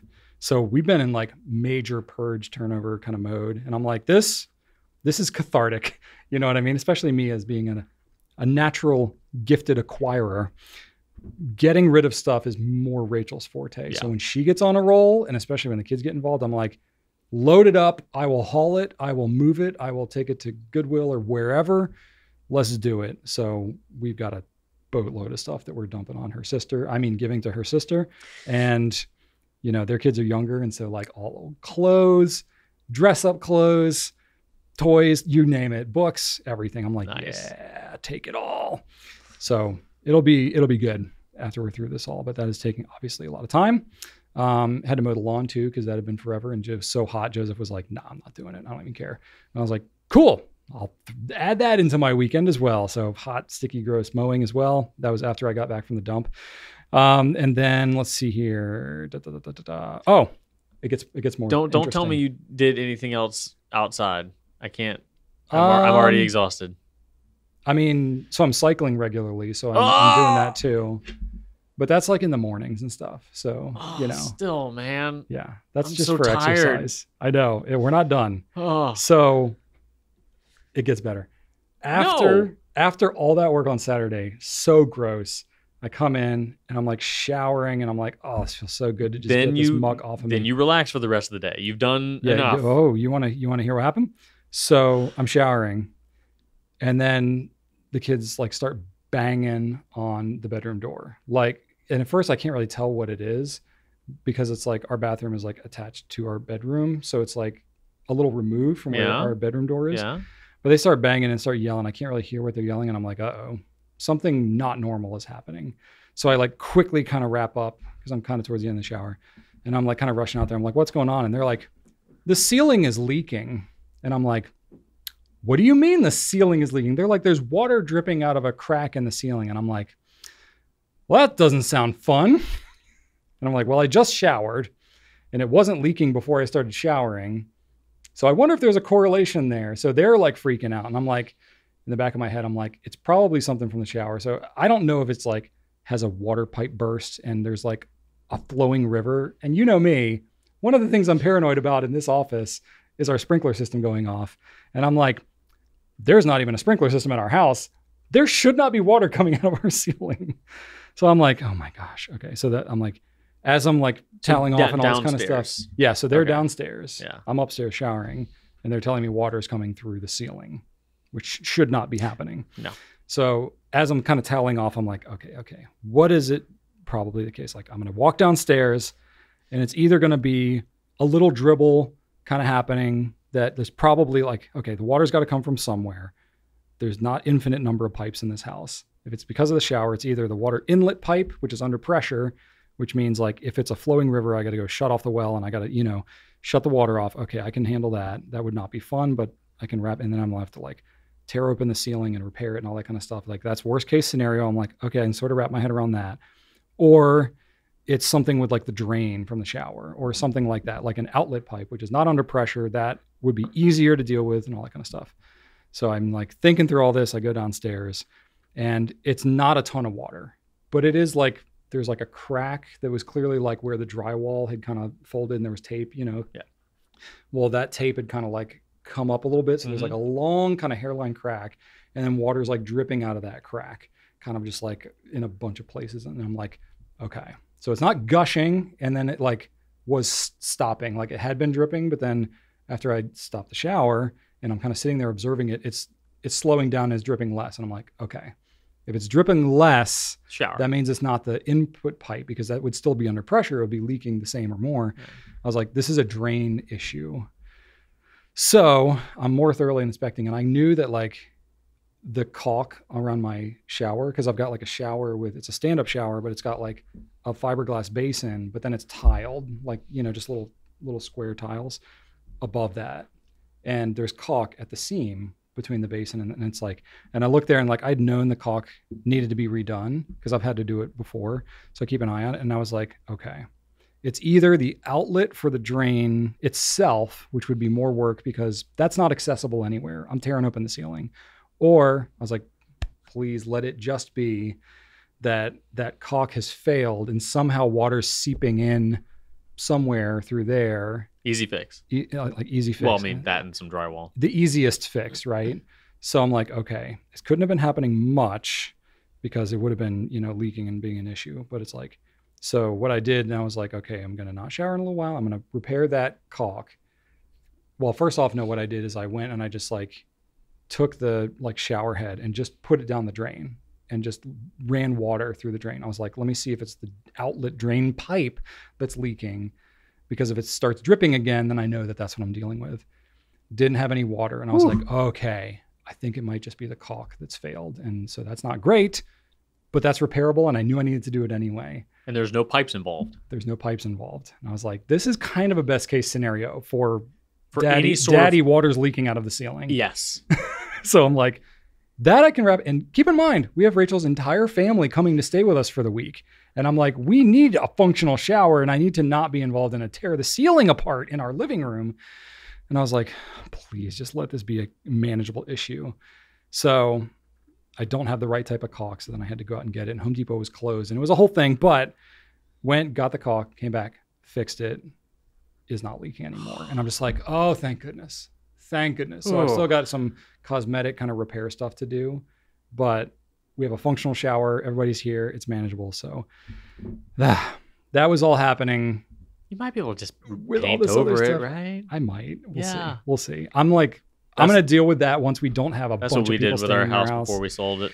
Yeah. I mean, if it's not like a ton of water that's been happening for a while and there's like potential mold and stuff like that, I would feel better about that. But yeah, like that's what happened. Like I'll poke through it and see how punky it is, you know. No, I'm sure it's fine. I was doing some repair on a sink in our old house and I turned off the water, went to Home Depot to get some parts.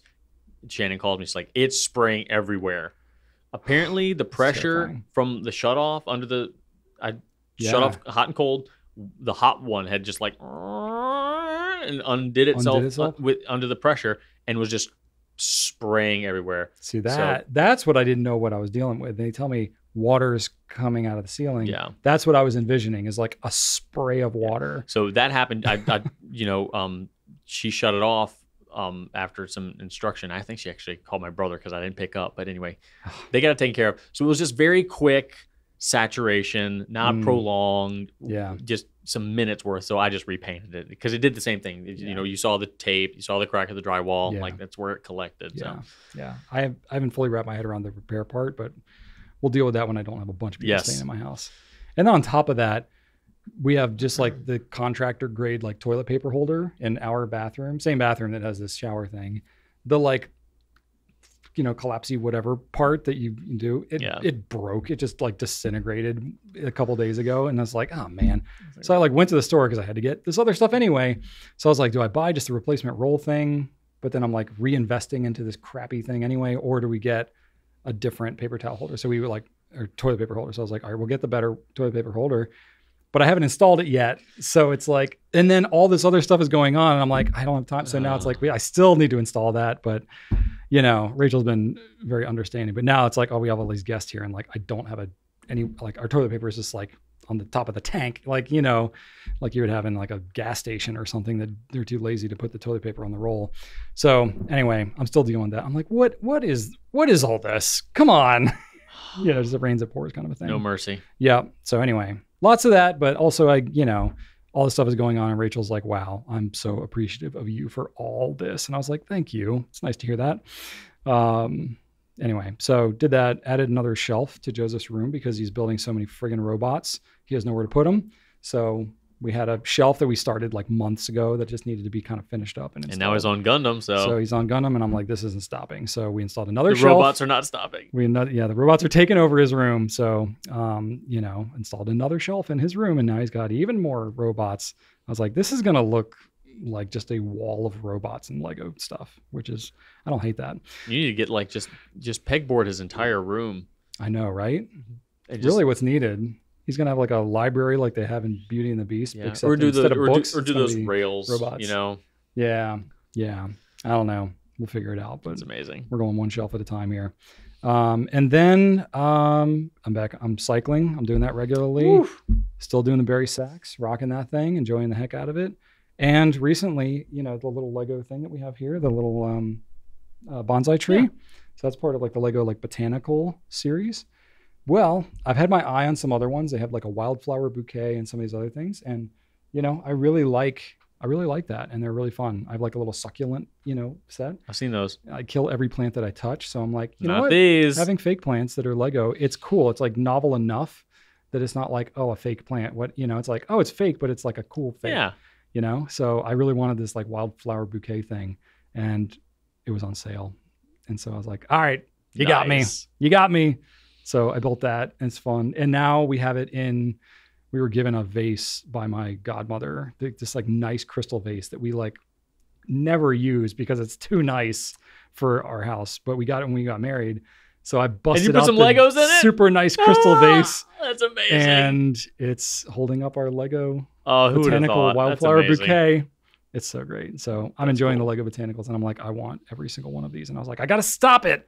I got to stop getting into hobbies that are building things that then need to be displayed because it's taking over our house. That's why I haven't fallen back into the action figure realm. Yeah, like that's what happens. I've gone down deep and I've looked at like so many Transformers. I think Transformers are so cool, but they're so cool though. But I'm like, you know what?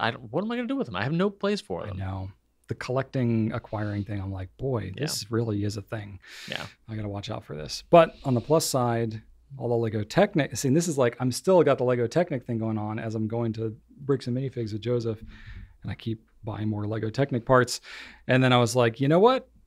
This has to be better organized. And I had like random tool part bins and all kind of stuff, but it was all disjointed. And then I would buy more and it wouldn't fit in the container anymore. And I was like, I'm going to get some proper containers. So I bought like tool bin, like you would have as a contractor, and got that. It has like removable containers, all that kind of stuff. And I bought a bunch of those. They snap together and all this thing. And I was like, I guess I'm doing this now. Like, I need something to do while Joseph's at Bricks and Minifigs. I need a system that I can break later. I'm going to get some Technic stuff. And then I'm like, man, I just cannot help myself. But at least now it's fully organized. It's got its own thing. And Rachel's like, so where are you going to keep these bins right now? I was like, I don't know, but it's going to get it off the kitchen table. I haven't got there yet. It's been on the kitchen table for like weeks. I'm like, okay, we'll get rid of this. And I'm like, boy, I have a pattern to me, don't I? And my kids have the same pattern. I'm like, that's when you really notice it. You're a juggernaut. When the kids are doing, yeah, I'm a juggernaut. Can't be stopped. No. Anyway, that's it. That's all I've done. That's it? Outside of work. This is all my outside of work stuff that I've been doing. It sounds an awful lot like work, Brian. I don't know anything else. This is my life. The saxophone sounds like a hobby. And the Lego wildflowers. Everything else sounds like just another job. I got to be building. I got to be learning. I got to be doing stuff. That's just how I'm wired. Yeah. Well, I'm thankful that you are wired that way. I am not envious of your wiring. Well, it sounds exhausting. If everybody was wired this way, we would all be very tired.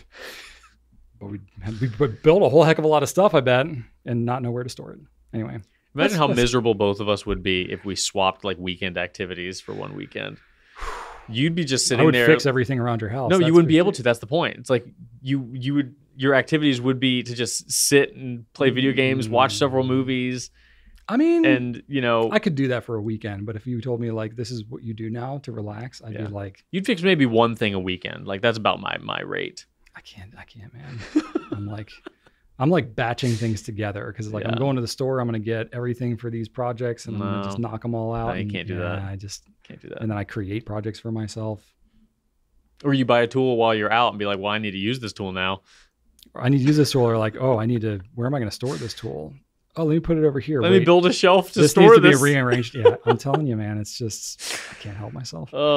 Anyway, at least it's entertaining, right? And y'all get to enjoy it, but maybe it gives you some perspective on your own life. Like, boy, at least I'm not as exhausting as Brian is, but it's either inspirational or it's a cautionary tale. It's a 50-50 with me usually. Take your pick, you know? Yeah. We're all a mixed bag of humanness, right? Cool. Well, that's it. I think that's enough. I think we can cut it off there. So we'll go ahead and wrap up this segment here and call it a Pencast.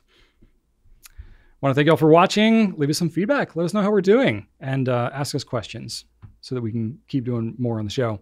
Check out gouletpens.com for fountain pen, ink, and paper, of course.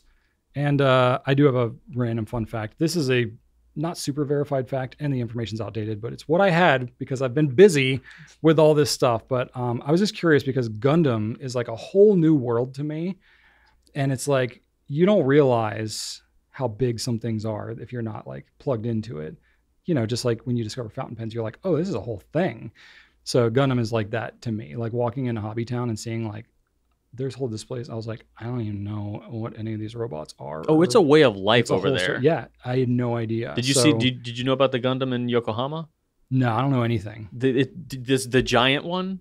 Nope, I don't know about that. Oh, it's down now, but they had a literal gigantic. Oh, because they like have proportions to them in the story. Or this one, it was like the size of like a life size a building. Wow, and it moved. Yeah, because Joseph's one that he got is like a 144th scale. Yeah, that's a really. What do you mean scale? Like this is a made up thing. Yeah, and he's like, no, but they're you know, they have a height to them in their made up world, and I was like, this sounds exhausting, but the robots are really cool. No, it is a like it's a whole thing. Yeah, that's an understatement. I Like, can and appreciate even it. I know very little about it, but what I do know about it, like, it is a massive thing over there. Yeah, but like this is like there's things going on in the world. You're like, I had no idea this was even a thing. But so I was like, just Wikipedia, like what's some Gundam facts or whatever.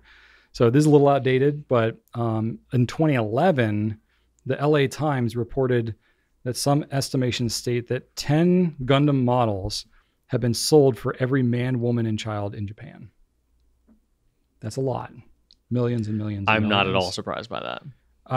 And then by 2015, Bandai, the company that makes the Gundam, things, has sold an estimate 450 million units with nearly 2,000 different Gundam plastic models.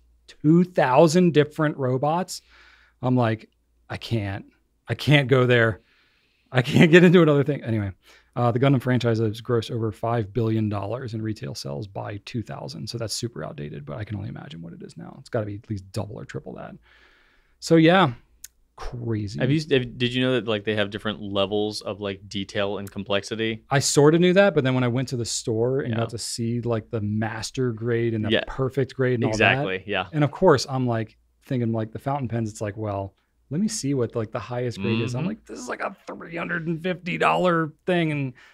But like the packaging, it looks amazing. But limited pictures. And I'm like, you can't really see. But in Hobbytown, they have them all on display. They do have a whole bunch of them on display. But they had other ones too that they didn't have on display. And Yeah. I was like, oh, I want to go to there. Yeah. And I can't. I just can't. I can't. I can't. Tell me I can't.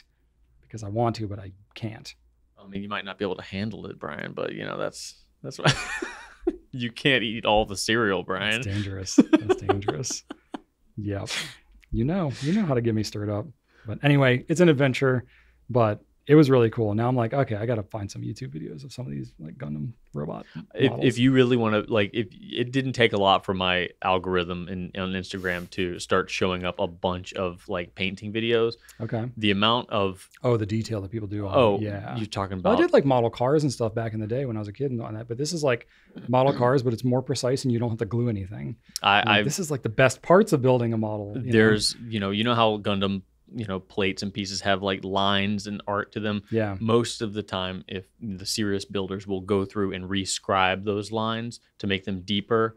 Wow. They will fill them with painting. I believe it. They will weather them. They will add new lines and detail to make it look more realistic. You're talking about adding little etchings. They look. Yeah.